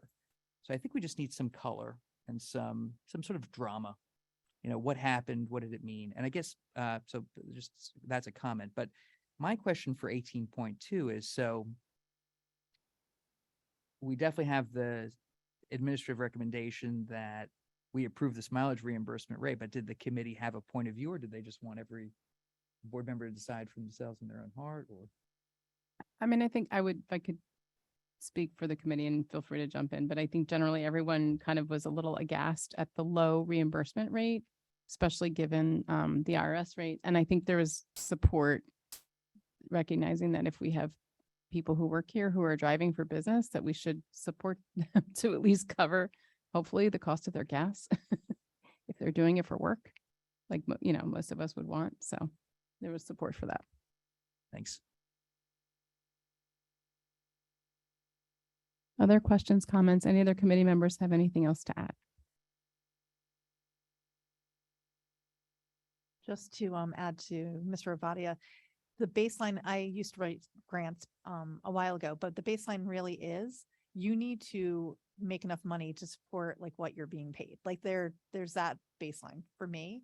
And I think we only got like 24,000, or did we even get that? It was like. No, it was under 3,500. So we're really, I mean, I think that's one of the ones they tried to go out for. They put a list that they're going out for now. So I think that's something that we really need to look at going forward. Specifically, it's a very good like level to have, even without knowing what they're actually going out for around that, is just to make sure that we're getting our money's worth. And, Yeah, and it even goes to like contract language, right? Like, the expectation out of this is that a minimum of 5 grants are applied for or whatever. And then, but as you, no matter the direction, the individual person is going to have to know this district enough to know its priorities to really go after those grants that mostly aren't just like the big ones, right? Like federal grants. There's also a lot of, I'm assuming because of the amounts, those were the smaller foundational ones that they were applying for. Yeah. So it's again, and then the level of work, the difficulty is to apply to federal grants and all those other ones that are super competitive. But it's maybe having a minimum, like you said, that would be helpful. And I don't know if that's in there or not. I think to your point and Mr. Avadia's point and to Mrs. Fleischer's point, I think, we have some more work to do. And I think that, part of that will be follow up with Mrs. Sugars, both in our liaison meeting as well as our committee group meetings, and more discussion for sure. And I think getting more understanding of this, because it is important that we always talk about kind of, leaving no stone unturned and making sure we're going after what's out there for our district and what we're eligible for, which there's a lot we're not eligible for, but there's stuff we are. So we just want to understand it more. And I think we do have some people who work in this landscape who know about this kind of stuff. That's you. So I think that, having more conversations and would be great. And I think, Dr. Rude. Just since Mr. Ovadia brought it up with the mileage thing, we talk about how much we value our teachers and employees, and if we truly do, we do want to be able to reimburse them. So I'm fully supportive of increasing the mileage rate. Mr. Mayor, I think you had your hand up. Yeah, just to add one more point to Ms. Arroyo's comments on the grant writer. So, and also to Mr. Ovadia's, we recognize in looking at the numbers that the return was bad, right? What we don't know is why, and we could speculate as to some potentially obvious reasons, but we don't know. Is it the relationship where can we do a better job communicating with them? Are we, can we be more aggressive in even potentially helping them identify things, not relying exclusively on them? We don't know those answers. Is it possible that if we can fix that the returns are going to get significantly better? Maybe. But at the same time, to Ms. Stern's point, we also discussed the potential of maybe looking in the other direction and bringing someone on board. If we do that, it was noted that would give us potentially the advantage of having someone who has more of a local district knowledge. What do we need as a district? So there are advantages there. There may be disadvantages as well, but your points were well taken, and they were, I think we recognized them all last week when we discussed this. And we want to learn more as quickly as we can. So if we're going to make a move, we can do it as quickly as possible and hopefully start seeing some more significant returns on that investment in whatever direction we go. Okay, I think that's it. We'll turn it back to Mr. Avadia. Okay, thank you. Human resources, we do, okay, I just turn it over to. Anything at this time to share? Okay, no, nothing to share as often is the case on our HR side of the house. All right, then we will move on to Mrs. Fleischer and P&L. Great, thank you, Mr. Ovadia. We had some discussion and information, a follow-up to the board meeting on July 12th. The bylaw 0167, public participation in board meetings. The committee decided not to make any additional changes. That was the discussion about the students having their own session to talk. Again, what Mr. Green had said is that we have the flexibility to do that at any time. So what we're leaving it to is the leadership to decide. And if there's a lot of presentations or anything like that, that they will get in touch with Aiden and Liz. Maybe we're talking about it and giving you a heads up so that you can send out that the students will talk first that night. But it's sort of a fluid situation, and we feel that we'll make sure that we give you heads up. So that, but the policy itself does not have to be changed. Another follow-up for the board meeting on August 9th. It is policy 5460.1, the revised graduation ceremonies. It's on the first readings tonight. The revision is that principals will be allowed to, we're now doing odd and even years for East and West. But if there is an issue with any of the principals or the schools, as long as they give a very large heads up to Dr. Malash or the superintendent, they can switch it. We're talking about the beginning of the school year. They need to make sure that the parents have enough time. If there's any, reason that they need to switch the schedule, that it says in our policy, but that's the one thing that's being changed with that. For P5511, the new dress and grooming, we had a really great discussion because this is something that Mrs. Wethington had many, and Dr. Malash had many focus groups and created the the cloud, the word cloud or word, right? Is that what it is? Word something. It's like The thought exchange. thought Mrs. exchange. Fleischer. Word cloud, exactly. So we got lots of input from all the kids and all the students in many diverse groups, which is wonderful. And one of the things that I thought was great, and I appreciated Mrs. Wethington, and it actually came from Dr. Morton too, when he was at West, is they had found out in Portland, Oregon, there was a dress code that sort of aligned itself with what the students and with what they were speaking about in the different groups, what they wanted as far as gender neutral language, being a little bit more open as far as our the rules and the boundaries that we have with the dress code. And we looked at it as a committee, and everyone decided that looks like what it should be in our school district. So tonight in the first reading, it actually has the wording from that Portland, Oregon school district. We sort of changed, very well within our type of policy. So tonight we're going to be putting that through in first reading, and I think it's really wonderful to be able to bring the voice of students. And this has been going on for a while. And at some point we can really go through this. But for right now, for the first reading, everyone have a chance to read through it and let us know.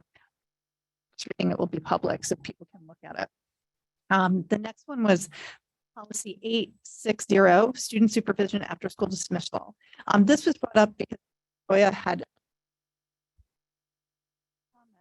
one of our previous policies had talked about that one of the policies had talked about emergency situations. And one of the things that she had pointed out is it didn't include weather and dismissal. And this policy actually does. So the student supervision after school dismissal does include all the information needed and all the training pointed for all the administration, teachers, and what to do with children if there is any weather emergency. So that's already covered in policy 8601. So the next thing we had was some new stress ESME policy revisions. The bylaw 0143.2, high school student representative to the Board of Education.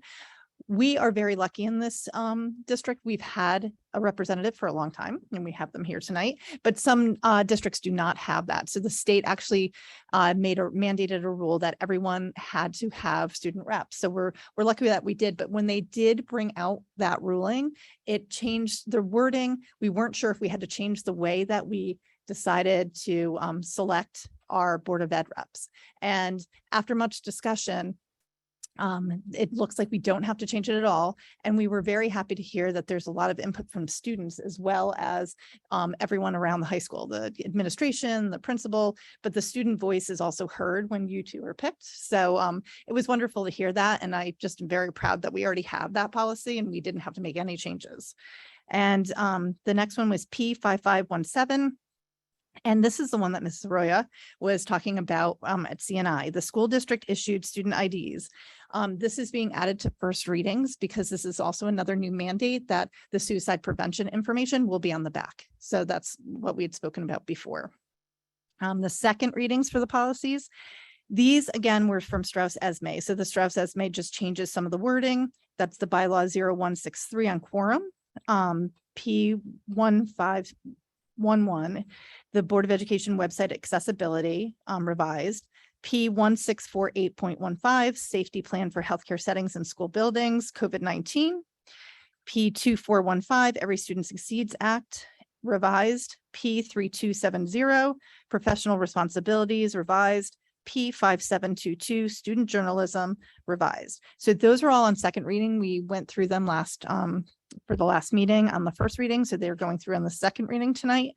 And then first reading of policies from Strauss-Esme. These are regulations as referenced, but do not need board approval. And they're going to be placed on the policy and legislation agenda for first reading. It's P241601, postnatal accommodations for students revised. This was approved during the August 30th CNI committee meeting. They spoke about that. And another one that was approved during that time at that same meeting was P2417, student intervention and referral services revised. So that is all of the policies and bylaws we're talking about tonight. The second reading and the first reading ones will actually be voted on tonight. One of the old business is the code of conduct update, and Mrs. Wethington shared about the process and advised the committee that the code of conduct was reviewed, policy numbers were corrected, and outdated language was changed, which was one of the main goals. So thank you very much, Mrs. Wethington, for doing such hard work. It was a big job because I think there were a lot of things that weren't matched up from what we understand. So we appreciate the fact that now the one that is published on the website is all revised. So thank you very much for having that done. And she also talked about something that we'll probably bring to the table a little farther down is infographics that are what she's learned from talking with a lot of parents and teachers is that everyone knows about a code of conduct, but no one really reads it.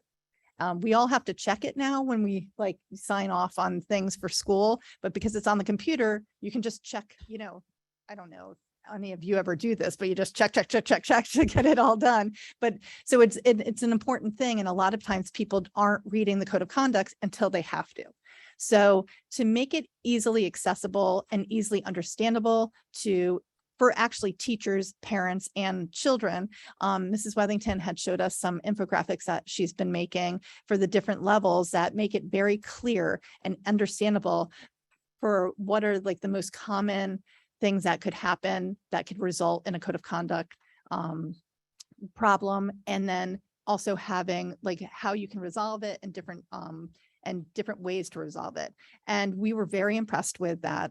So thank you very much for bringing that to us. And I know that she's going to be making more changes to everything. And I'm sure at some point we'll bring it here for everyone to see because it makes it a lot easier to understand for parents, and it makes it easier to understand like what actually is covered within our code of conduct and where you can go for help. And it's great because we were talking about even teachers having it on their desk and having it ready to be seen whenever there's an issue, so that everyone is consistent is our other issue, to make sure that everyone has the consistency with what they're what they're going to do with the students if there's an issue. So I thought that was really wonderful.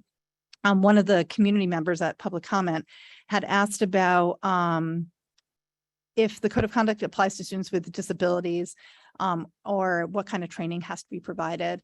And Mrs. Wethington had assured us all that each teacher is aware of their students and the accommodations that they need, and they take that into consideration. And I know that's something in P&L that we're talking about to make sure that we don't see any like larger populations being targeted by even accident or anything, because it's not being done on purpose, but to make sure that everything looks like it's evenly, that everyone's treated the same way. And so that's something that we're always going to be keeping our eye on, especially. And I think the fact that this code of conduct is being rolled out and being looked in like this, I think it can only help that situation, to be honest, because it's more transparent and there's more information out for the parents as well as the teachers. And like I said, consistency, I think, can help us all across the board. So I think that is pretty much everything we talked about. Any questions? Well, let me just see if I'll go to the board members first. Yes, Mrs. Stern? Two questions. The first one is, with the new, dress code policy. Yeah. And I just want to pull it up to look at it real quick. There's some very specific, parameters. And I'm wondering if there was, I know it's only first reading, but I wonder if there was any discussion about how this is going to be, how students will be notified, because, I think some of the things that are, I think there's a lot more flexibility in terms of recognizing the way students dress now and what's even available to purchase for some, clothing that's available for kids to purchase. But there's also very specific things about clothing that doesn't advertise alcohol or tobacco. So, how was there any discussion, or will be discussed in terms of how students become aware that this is a policy so that they're not accidentally violating it? I believe what you just spoke about was already in our policy as far as alcohol, drugs, anything like that, anything with violence, or, we're not allowed to have on any shirts or anything anyways. I can hand that over to Mrs. Wethington to let us know, but I thought it was interesting. Mrs. Wethington did speak about, and if you could speak a little bit to it too, when she was talking to the different groups, how the girls felt like they were being targeted. And sometimes one of the things which I thought it was most interesting is that they felt that they were being taken out of class and lost class time because they might have too short of shorts, or, the shirt was they were wearing a tank top or something was happening. And I thought that was very interesting, because when we had the discussion in the committee, getting taken out of class time and losing learning time for this type of thing made us even more aware that there are issues that come with, whether it's being a girl or a cultural, something cultural that someone feels that they need to have for self-expression or anything like that. I want to hand it over to Mrs. Weddington, because she spoke about it really well, about how the group talked about why we need this and how they feel targeted. And that's great. I think my specific question How are they going to be? aware. Well, and we can, That's really, we will have to bring it back. This is the first reading. So I will bring that back to the committee and then let you know exactly how we'll roll it out. And if you have any ideas, you can let me know and we can make sure we're part of the conversation. thank you. So, Ms. Stern, your first concern, our current policy already prohibits references to alcohol, drugs, or tobacco. That's not new. Students should be aware of that and already complying. So this dress code really broadens, as opposed to narrows, students' opportunities to dress in a way that's comfortable for them. That's really the direction that we were trying to go in. Mrs. Fleischer is referring to a group of students at Beck who invited me to meet with them. They had a lot of concerns about the dress code being applied to girls more frequently than to boys, students identifying as girls as opposed to students identifying as boys. And they talked about a lot of things.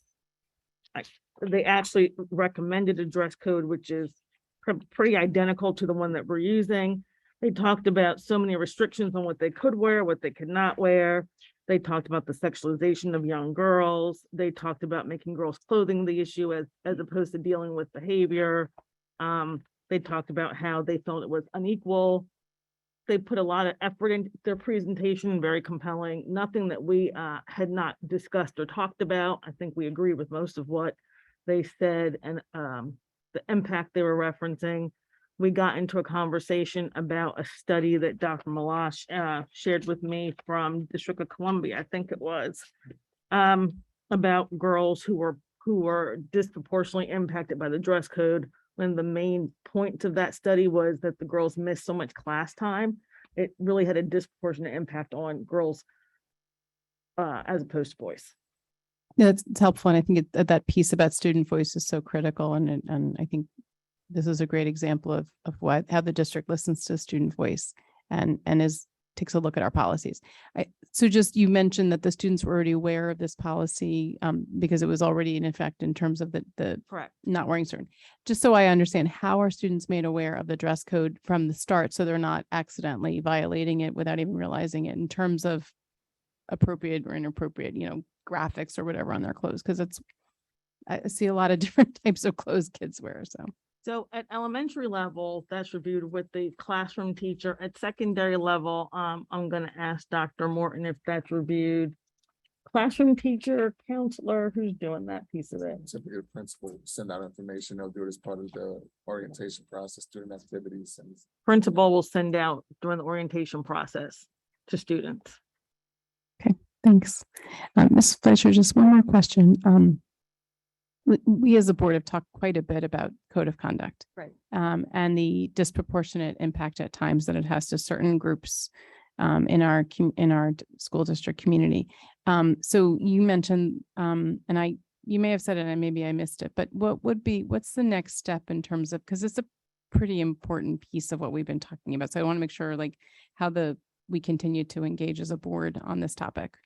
So there's what I see it, and anyone else from the committee can chime in.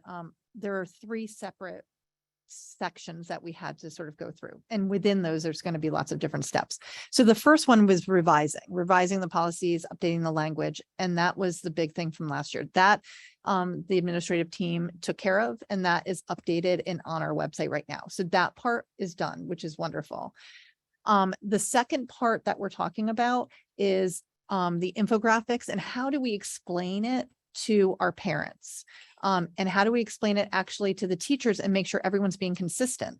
Because even the teachers, when they were asked, didn't really read it as much. So the consistency wasn't there. It's they need to be able to have something in front of them to make sure that they're reading it, that there's something consistently happening in their classrooms. And these infographics actually were very interesting, and it made it very easy to read.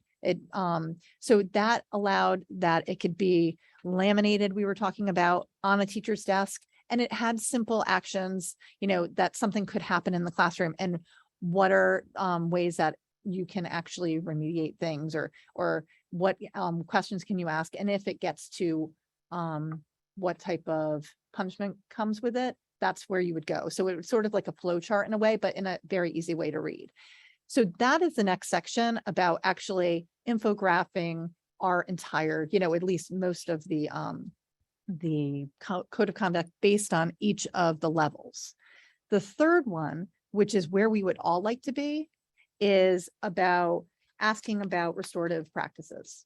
So the reason why we're not bringing that up right now is because we had a very large discussion that restorative practices, and I know we've had this discussion with Ms. Arroyo and Ms. Winters, we had this discussion. We would love to say that we're doing restorative practices right now, but really we need to form a new way about how our entire district can be a restorative, can engage in restorative practices.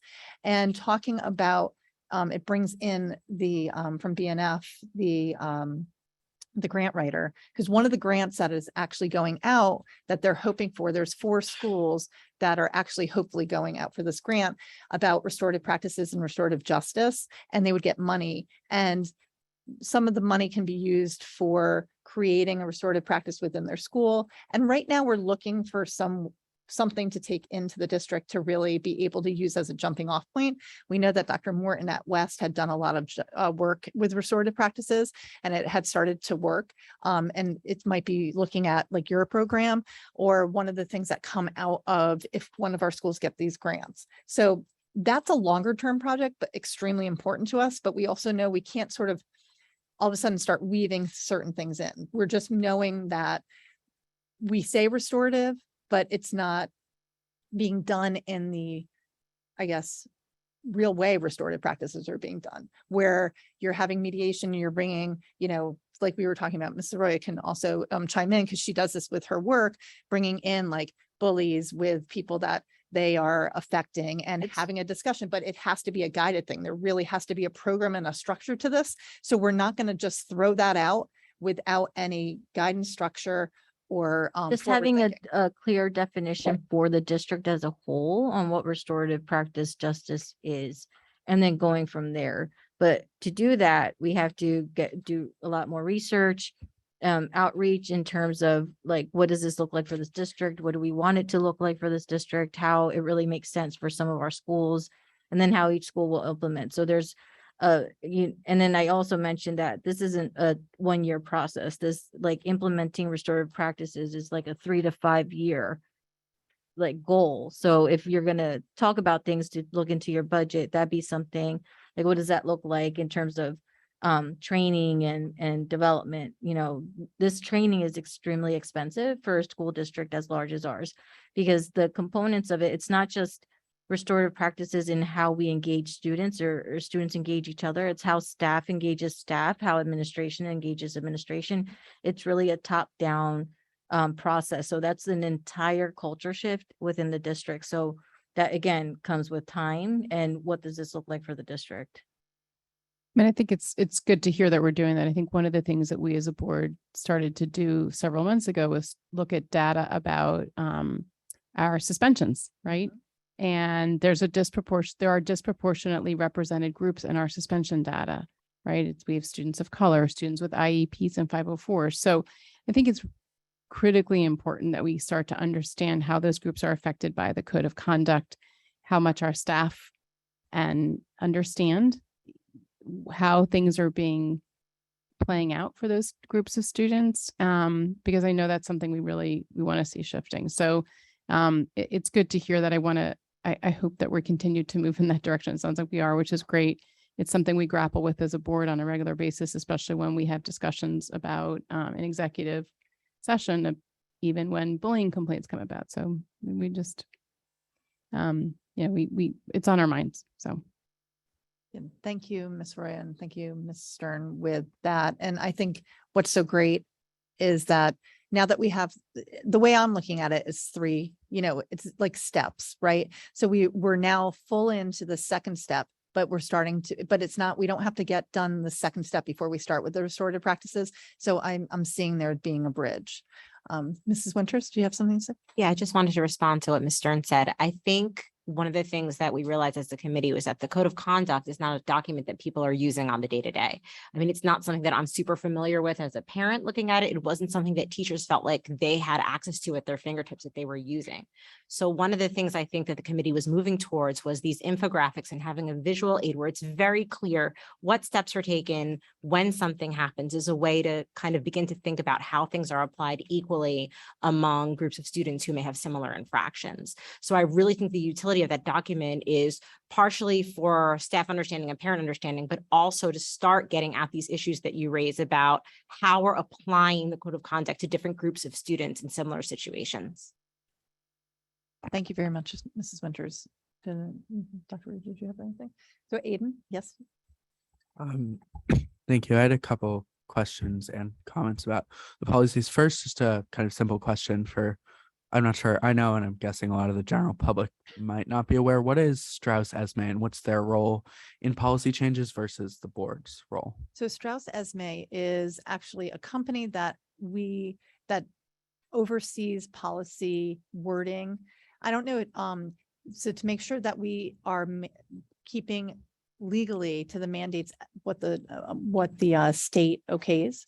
So they are constantly making sure that the policies that school districts have, it's something that they're looking at, and we sort of subscribe to them. They will let us know if our policies are out of date, and they'll update the wording. Great, thank you. And then a comment and a question about the dress code policy. First, just quick comment. I wanted to say this is definitely something that students will appreciate. Again, a student voice piece.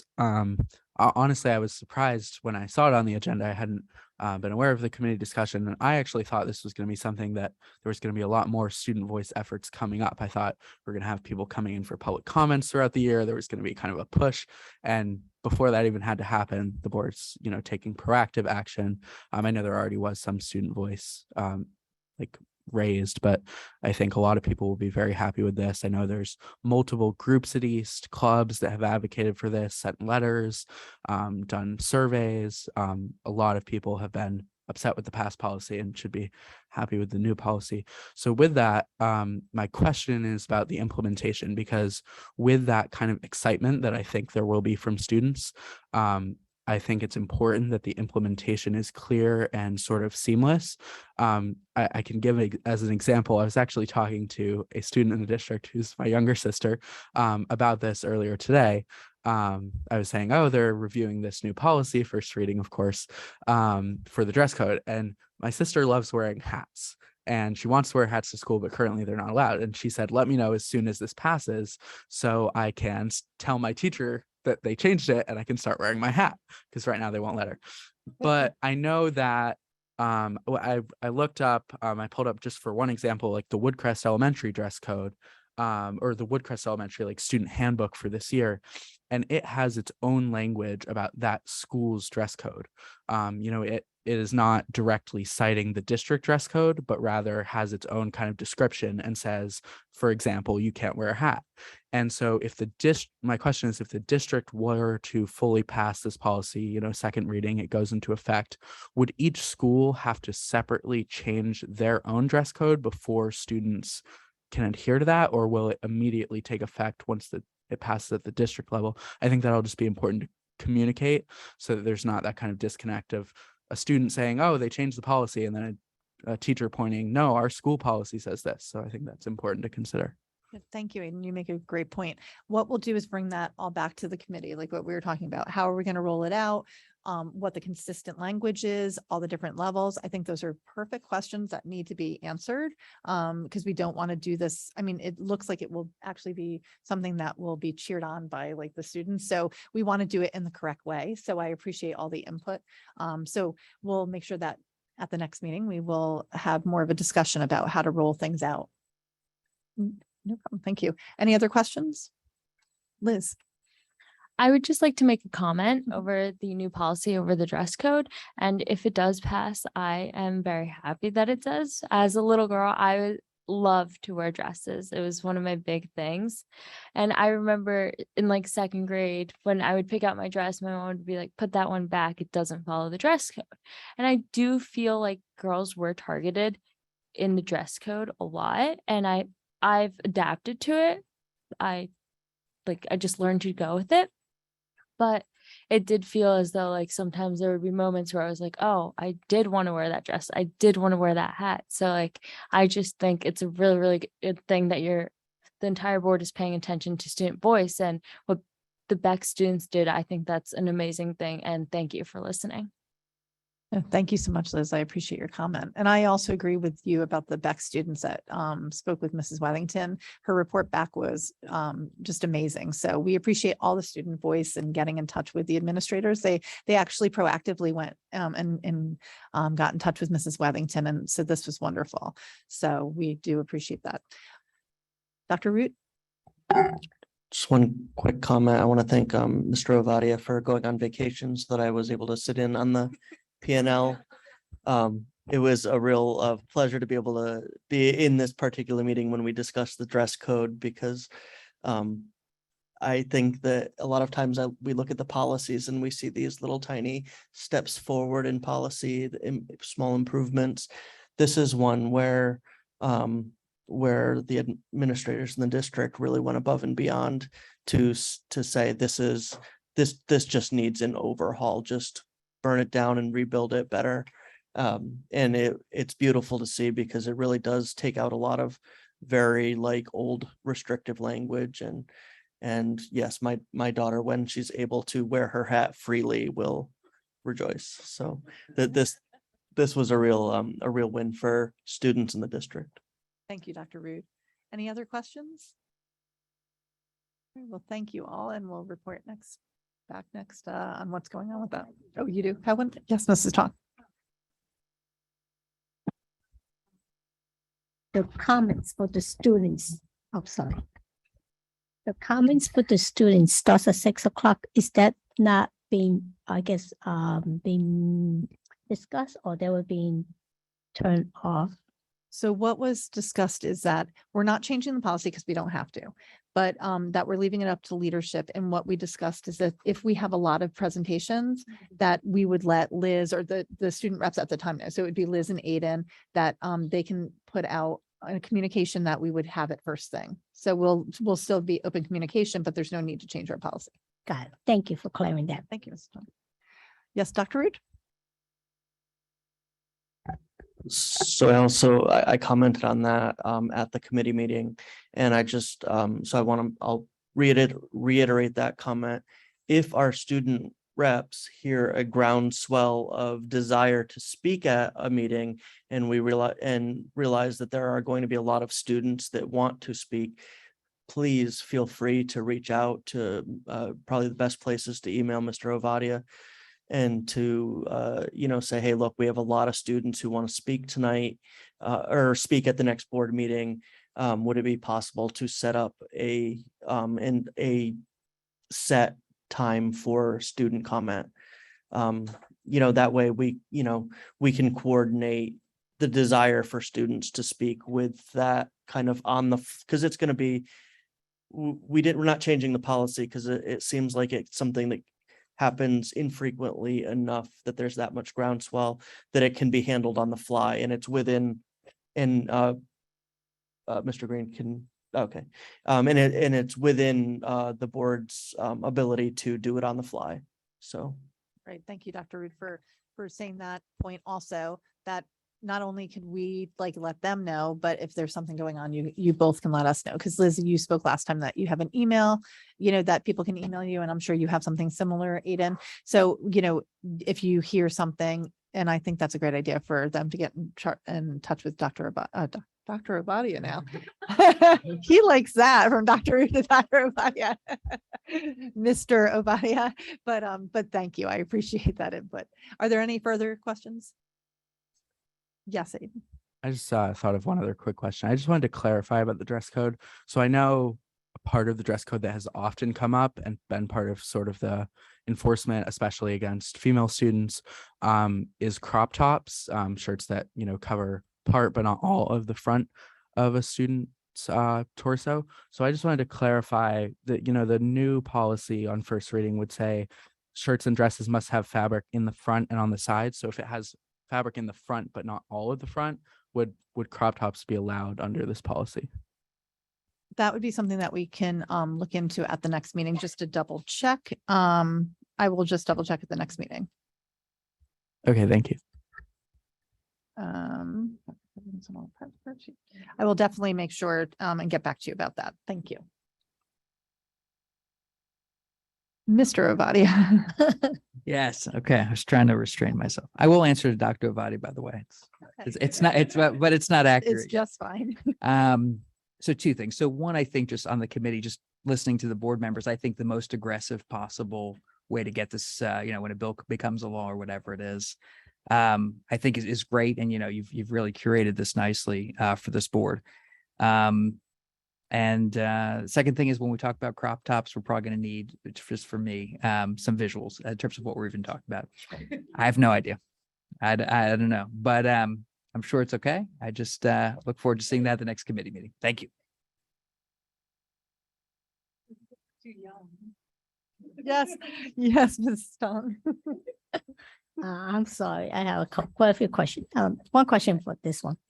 How about, I guess I guess a lot of today's clothes for women or even girls, they have like a slit here or open around the arm or somewhere loose somewhere, I don't know, but there's all new stuff coming out. I was wondering, would that be allowed? We can be more specific. I'll bring it back to the committee, but right now it says shirts and dresses must have fabric in the front and on the sides. It doesn't say totally cover, it doesn't say without slits. It's actually very vague on purpose, some of this. So it gives it that openness to because I know what you're talking about. There's cold shoulder ones. We won't get into that with you, Mr. Ovadia. But we can, you know, double check when we go back to the meeting, just on those specifics. And crop tops actually are things that show your belly normally, Mr. Ovadia. So I just wanted to stop you right there from when you were saying anything else. So, but as far as like right now, it doesn't involve tank tops. Like is fabric on the sides, just on the sides? Does it have to be on the sleeves? Like there can be more of a discussion that those are good things to bring up, because right now there's going to be a comparison of what is now till then, and there'll be questions like that. So thank you for bringing that up, Mrs. Tong. Anything else? All right. Any other questions? But I think you all bring up great questions, because these are the questions that the students are going to be asking, right? So yes, Aiden. One last quick comment. I just wanted to echo Ms. Tong made a good point within her question. She mentioned what is being like sold in clothes today. I think that's a very important point. I know a lot of people have told me that they have gone out to buy clothes and the majority of the clothes available are not compliant with the dress code. If you don't allow crop tops, just due to the like market, I guess, a large portion of the clothes that are just for sale for girls often are not allowed because it's just kind of just a fashion trend. And, you know, I think that's something where I appreciate the board kind of updating this, because again, that might not be something that the average adult might be aware of what is like currently in vogue. But the fact is that it is often involving you know, these kind of fabric removals from certain parts. And I think we certainly don't want to be taking people out of class for that. Of course. And, you know, you make a good point, but just to add on to that, that was the reason why we're changing this dress code, is to make it more, you know, more open and not to have as many rules. So we definitely will talk about everything as we're all reading our AARP magazine. I'm just kidding. And then, but no, I'm just kidding. But we will make sure we bring it back. But you're totally right. I mean, the reason why we're actually like loosening these rules is to make sure that we're not going to end up in the same place that we were and we are now, right? So, but you all make great ideas. Any other questions? Yeah. Mr. Mayor. Uh-oh. So I held my tongue until the AARP comment.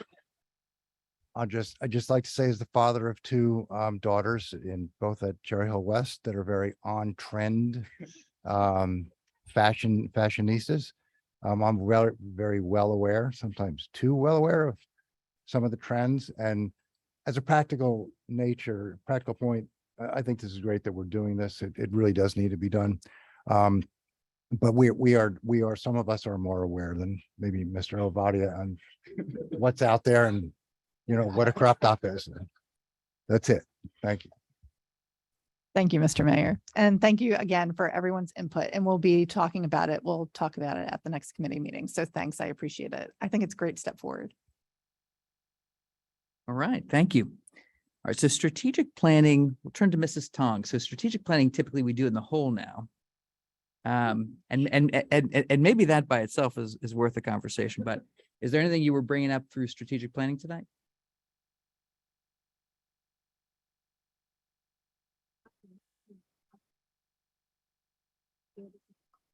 Okay, so let me just add one thing then into strategic planning, is that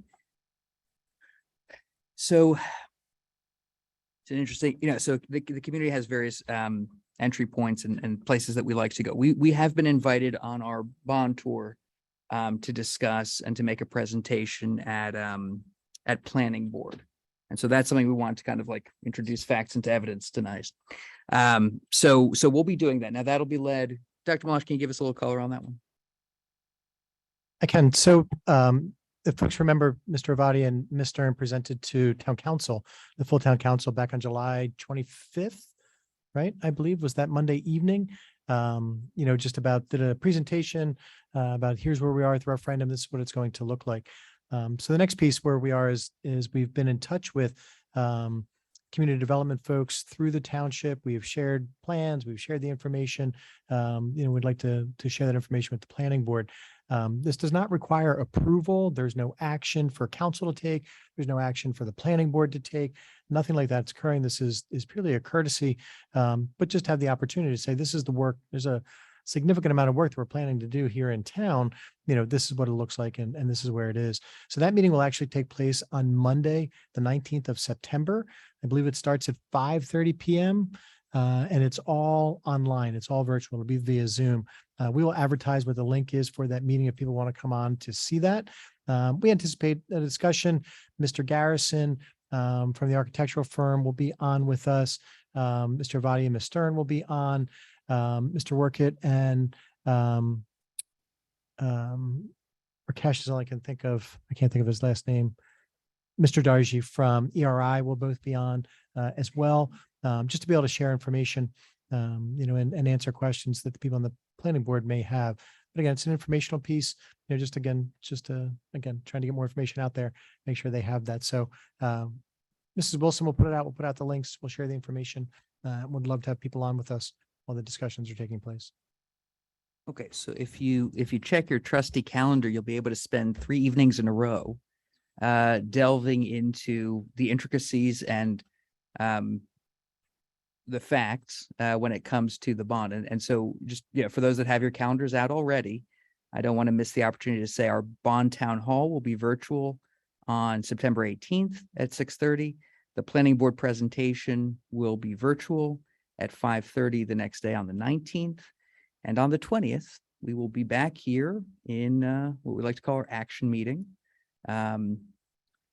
So a lot of engagement, certainly in that 3 days. And while we're doing that, we will also be at back to school nights. So, I proverbial pat on the back, trying to get out there and just engage as much as we can as we look at a very busy and very worthwhile month. Okay, Mrs. Tong. So we're gonna have to figure out what strategic planning looks like. The next 30 days will have dramatic impact as we look at October, November, December, and on.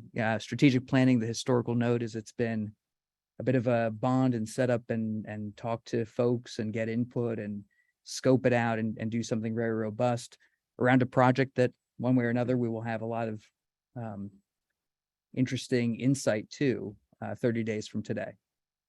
So, okay. So Mrs. Tong, thank you. Anything else you want to add? No, I said, yes, indeed. We will have a long discussion. Wonderful. That will move us to our special action agenda. And I will ask Mrs. Arroyo to move C&I, please.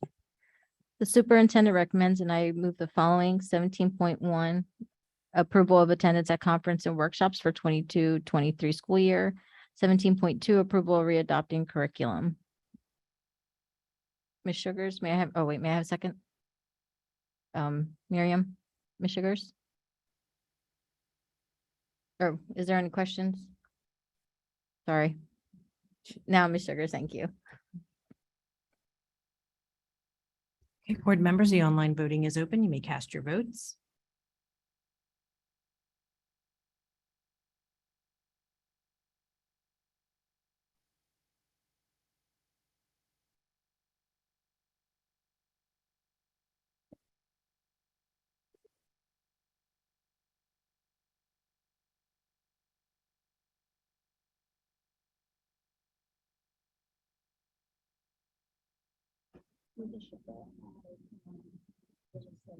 Oh, I'm sorry. Mrs. Sugar, I'm gonna say 17.1, yes, 17.2, no.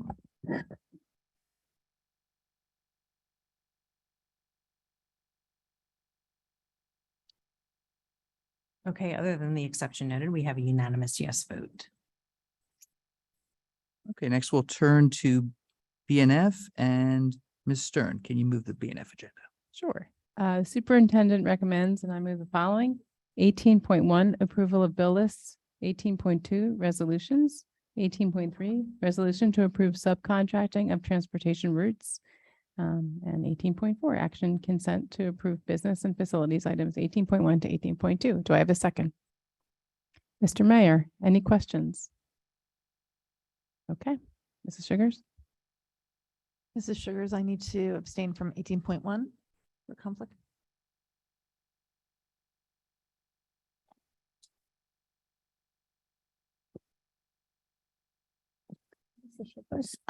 My voting is not working, but I'm gonna say yes to all for 18.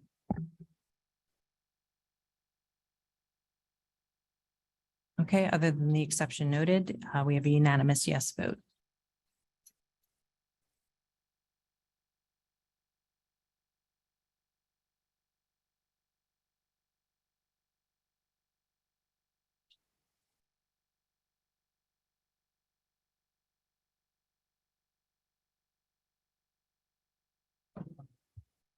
All right, next we will turn to HR and Mrs. Elmore Stratton. Would you move that agenda, please?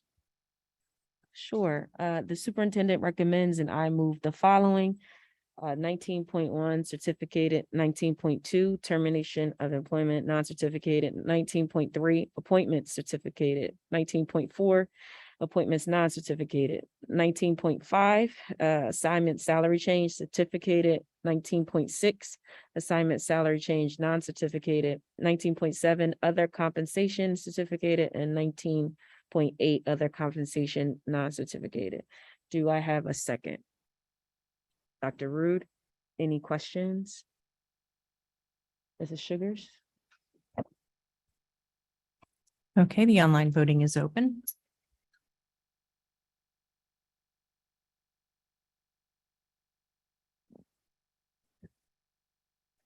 Mr. Sugar, I'm going to say yes to 19 to all. Thank you. We have a unanimous yes vote. All right, great. And we'll turn to Dr. Malash for a announcement. Thank you, Mr. Ovadia. I just want to point out that in 19.3 appointments certificated, that the board just approved now our newest assistant principal in the district for Beck Middle School. I'd like to introduce Ms. Nishiria Sims Oliver and ask her to approach the podium. So she comes up to the podium. Let me just tell you a little bit about her. Ms. Metzger, our new principal at Beck Middle School, ran the search for a new assistant principal. They had a very strong pool of candidates. The committee actually recommended 2 candidates to move forward. Had the opportunity to spend some time with them and Ms. Metzger last week. And I'm thrilled that Ms. Sims Oliver is our candidate who was just approved as the new assistant principal at Beck Middle School. Currently, she is an assistant principal with Mastery Charter Schools in Philadelphia. Previously, she has administrative and teaching experience in Connecticut, the Bronx, Brooklyn, and North Carolina. She did her undergraduate degree at the University of North Carolina at Chapel Hill, and she has 2 master's degrees, one from Brooklyn College, which is part of the City University of New York, and one from Empire State College, which is part of the State University of New York. So without any further ado, Ms. Sims Oliver, congratulations. Thank you.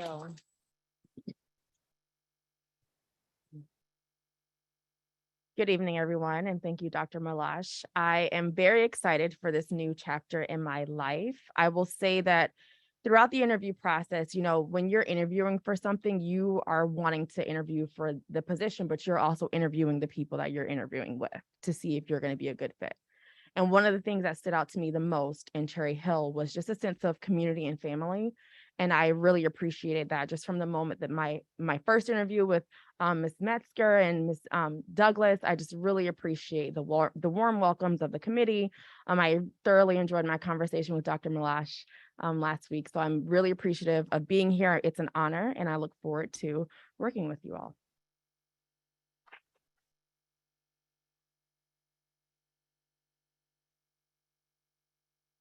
Welcome. And we do not have items tonight for P&L or strategic planning. And that brings us to, is there any new business to discuss this evening for board members? Okay, does anyone have old business to discuss this evening? Okay. Okay. All right. That will bring us to the second public comment. This is the second public comment section during which you may comment on any topic. If you would like to speak now, please clearly state your name and municipality. We will alternate between speakers here in the room and those that are online. Each speaker will be given a maximum of 3 minutes to speak. The timer on the screen will indicate the amount of time you have remaining. Cherry Hill is a community that values education, and educational topics often bring out a passionate response. The Cherry Hill Board of Education supports a school climate in which our diversity is a source of strength and all are included. Respect is foundational in how we treat you, how we treat each other, and how we support our administration and staff in their essential work. Please join us in practicing the utmost respect for all. And by convention, I will start in the room. Floor is yours. Rick Short, Cherry Hill, New Jersey. First off, I'd like to start off with a number. It's $407,000. It's not a corruption number. I think it's just a miscalculation number. And this 400,000 has to do with the Beck Middle School. I also want to note on the record to thank the board and Bob Garrison for taking out the bipolar, which reduced taxes $2.5 million. Also, this $400,000 is leading to millions of dollars in inflation into the bond, unnecessary to the Cherry Hill taxpayers. I should note that I did attempt to meet with, I did try to contact and meet with Dr. Malash on August 6th. I asked for the 2023 school budget, and we just kind of, I guess, missed the email thread probably because we are constantly emailing. I will send another email. But I do need to mention that I cannot get access to the Cherry Hill DOE sheets, which I was able to get in 2018. That's not good news. The district also constantly says I have inaccurate misinformation. Everything from Dr. Greason, who is a critical race theorist, who is, they say I'm wrong. Dr. Kinde is a critical race theorist, or the plastic desk shields. I say they're going to cause more spread. So what do? They still go out and buy them. They spent $108,000. They bought 5,024 desk shields, and no one's using it now anymore. I'm constantly referred to as inaccurate misinformation. But when I prove things like double paving at Payne in the bond, or that they forgot to re-roof half of Johnson, I am correct. So now let's get down to the serious question why I'm here and the number of $407,000, because every one of the board members in this room is responsible to the children and to the taxpayers of Cherry Hill. I have a real softball question tonight directed to Mrs. Sugars. It can be deflected in any way. Mr. Avadia can deflect it off, or some great school board members like Steve Robbins would actually come up and make a public comment. There's other great comments from Miss Kimberly Friedel would test it. Ms. Tong test it. Ms. Fleischer tests the board. This is pretty serious, guys. On August 3rd, Mr. Avadi replied in an email to me. The determination was made to have main entrances enhanced to include in the school bond. You heard in a meeting on August, so this is the drawing that Mr. Avadia is referring to. This is the $407,000 in question. Mr. Malash said, Thanks, Mr. okay, Short. thank you. All right, we will go back to the line with a wider, I don't remember. Oh, I think it's, well, a wider bridge. Please identify your name and municipality. Alana Yaris, Cherry Hill. In the policy on first readings tonight, I know that it was in the work session and not the action agenda, so I'm not sure if it was approved on first reading or not. But in reading through policy 5517, I just want to state that it says required for any grades 7 through 12. I'm just wondering if 6th grade is also in middle school, why the ID cards are not for 6th through 12th grade and why it starts in 7th grade. What is the difference between 6th and 7th, 8th, if they're all in middle school together? So if it was read on first reading, I don't know if that, or approved on first reading, I don't know if that needs to be changed. That's it. Thank you. Thank you. We'll return in the room. Floor is yours. Andrea Weigel, Cherry Hill. 2 comments. First is first reading of policy 5511. The sentence that says students must wear clothing, including both a shirt with pants or skirt or the equivalent and shoes.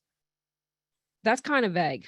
And the problem I have is hearing through other school districts where students are identifying as furries and wearing costumes to school.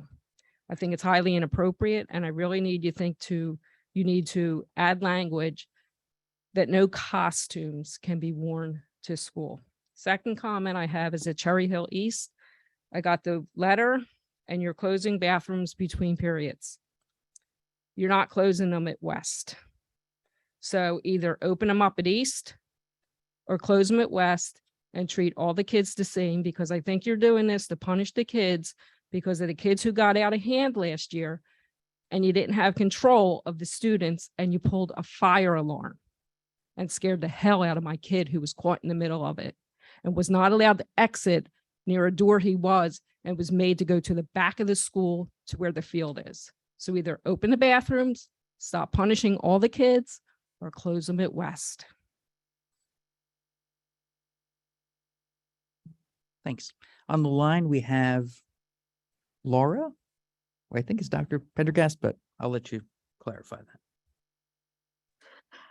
Hi, yes, that's right. Dr. Laura Pendergast.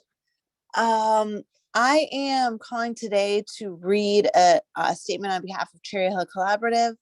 129 members of Cherry Hill Collaborative, that's 96% of those who voted in favor of this statement. Cherry Hill Board of Education and Administration, after serious reflection and learning the details of the Cherry Hill Tomorrow Improvement Plan, Cherry Hill Collaborative has decided to support the Cherry Hill Tomorrow bond referendum. This bond represents an important an opportunity to empower and uplift all Cherry Hill students. The children deserve to learn in safe, clean, well-maintained spaces. For too long, Cherry Hill students have lacked access to adequate facilities that are conducive to learning. This bond will ensure safe, healthy, and state-of-the-art learning environments for current students and for students and staff for years to come. And we support those plans.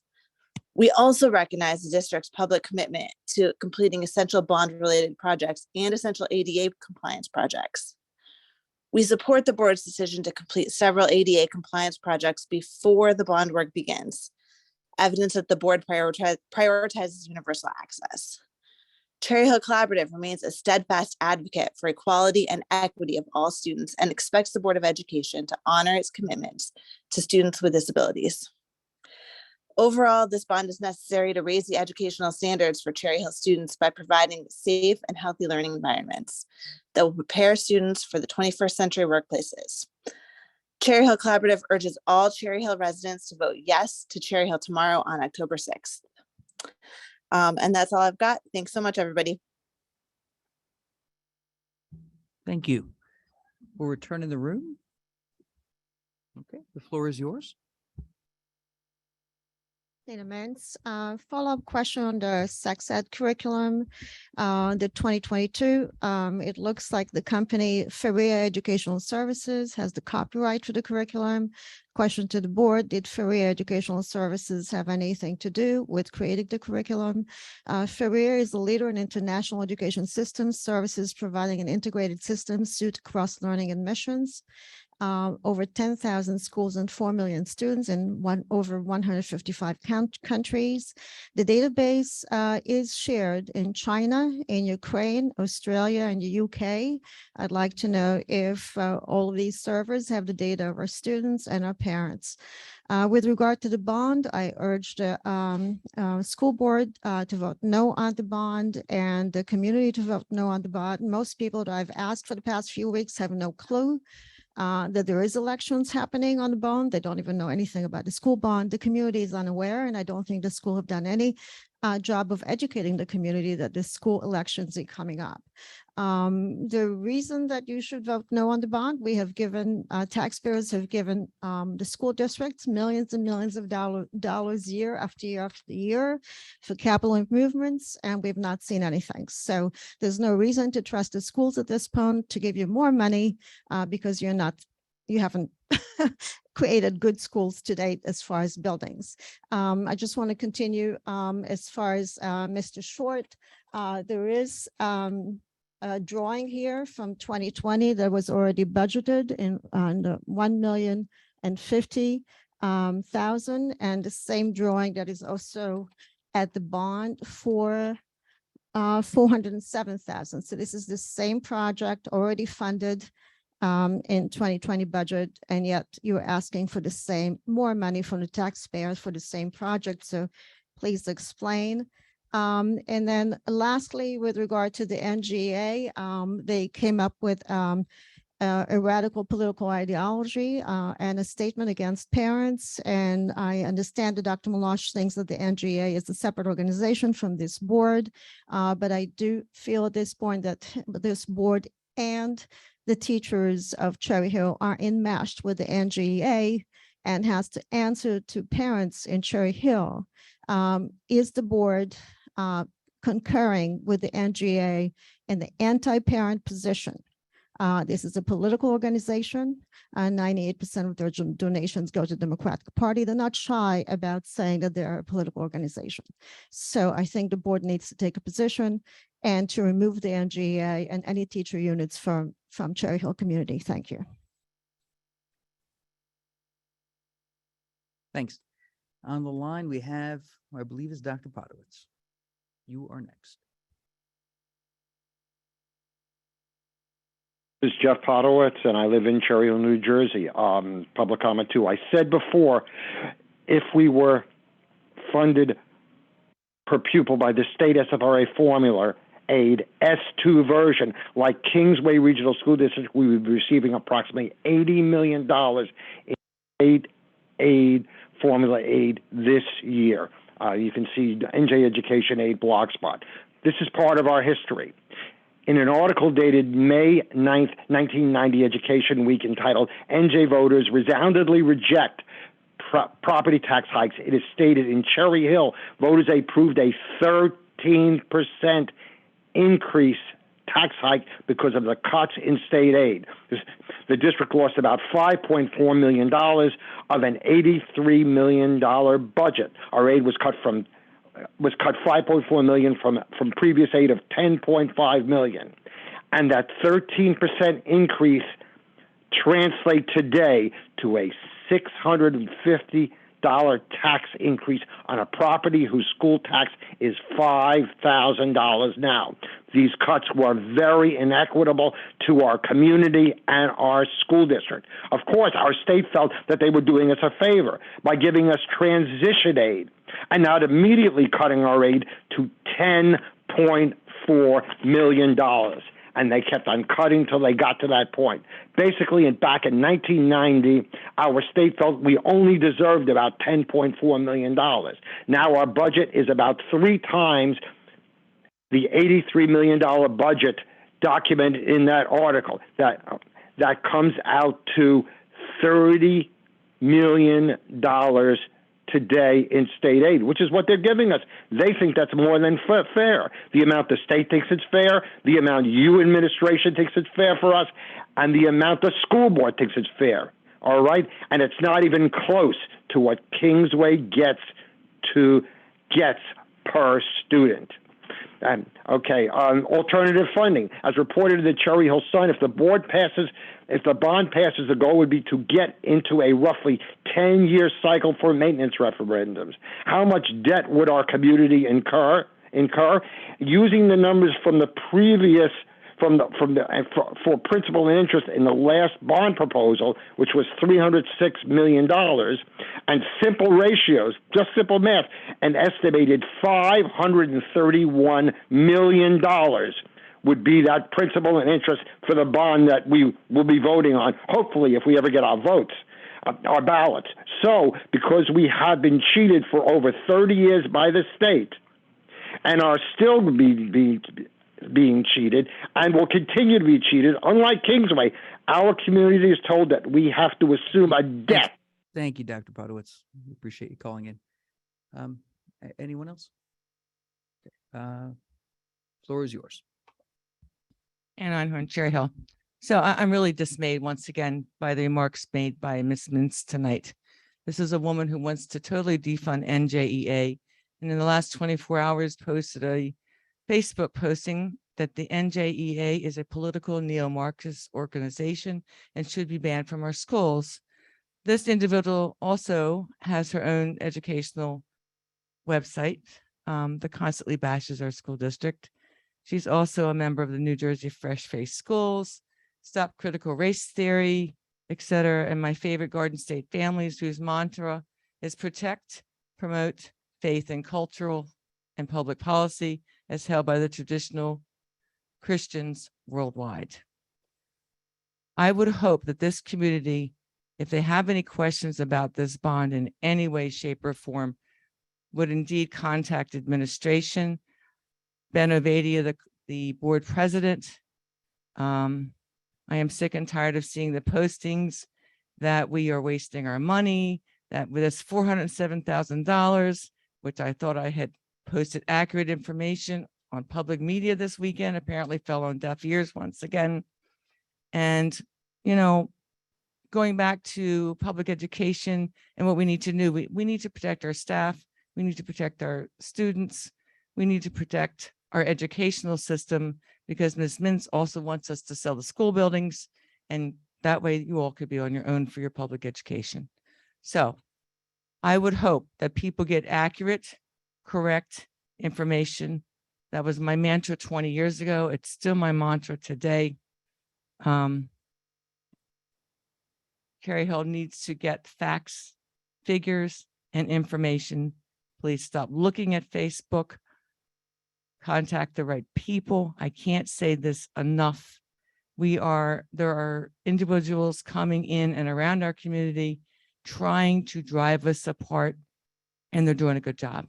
I would prefer not to see our community fall to people who think their way is the only way and haven't any interest in collaborative workmanship towards a better public educational system. I'm there. I'm voting for the bond. I'm going to get as many people as I can to vote for this bond. It is 4 weeks away. Thank you. Thanks. I'm going to close public comment and turn it over to Dr. Melange for superintendent comments, where we hopefully can.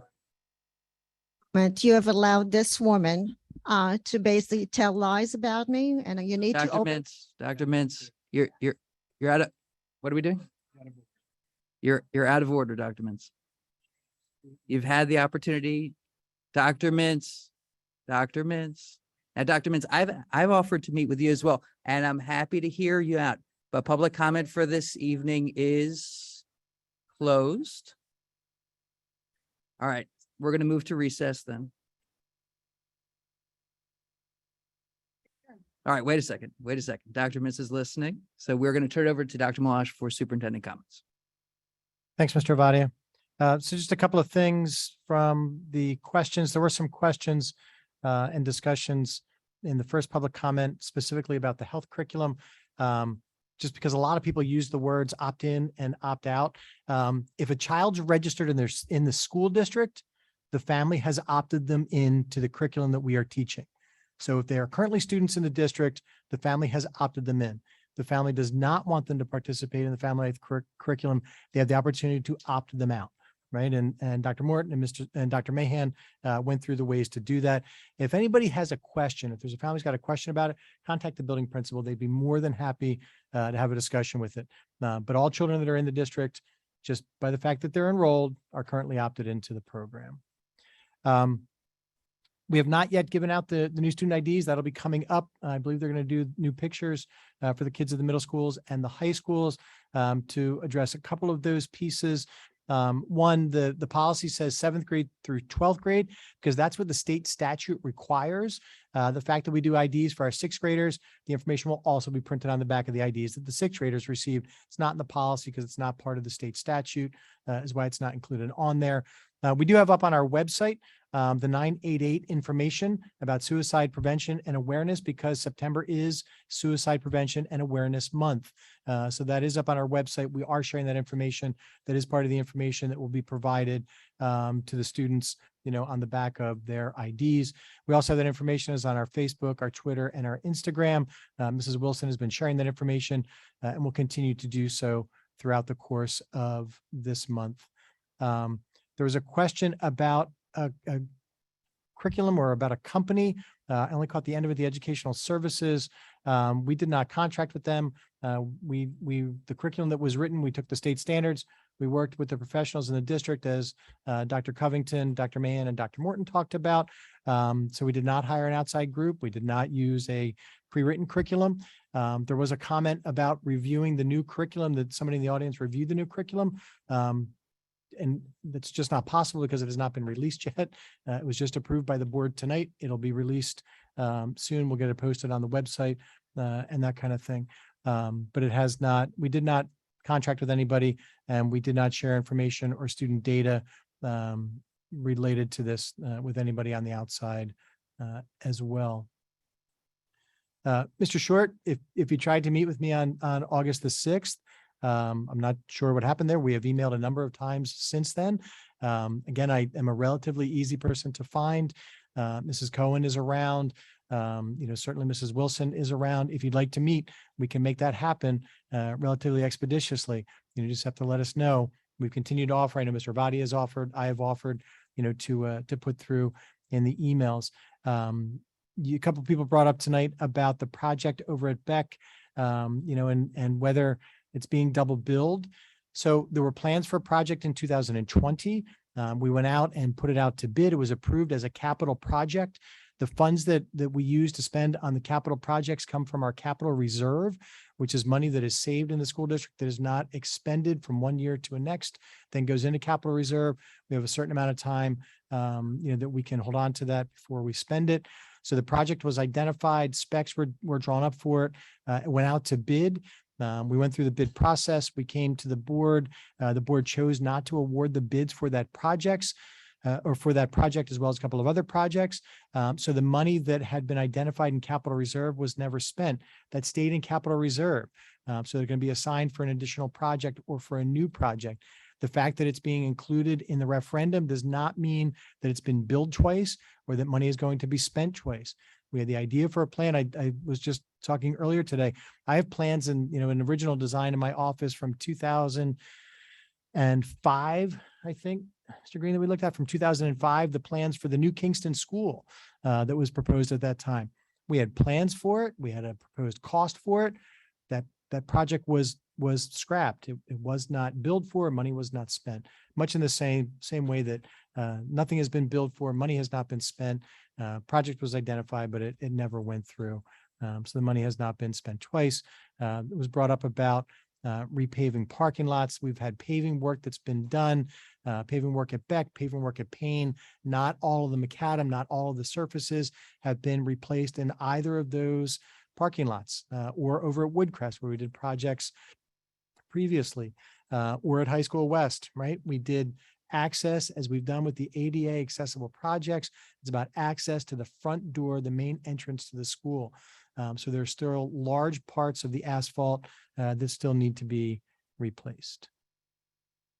Dr. Potowitz, we agree with the problem going back more than 30 years about funding in Cherry Hill. We continue to encourage people to get involved with Cherry Hill Fair funding, contact the state, let the state know your thoughts and your perspective on that. We have heard urban legend about furries and other schools. We have not factually seen anything or received anything about furries. Certainly we will have that, on folks' mind at school. We have not seen that, seen an issue of it, have not heard of an authentic issue of it in school districts in the state.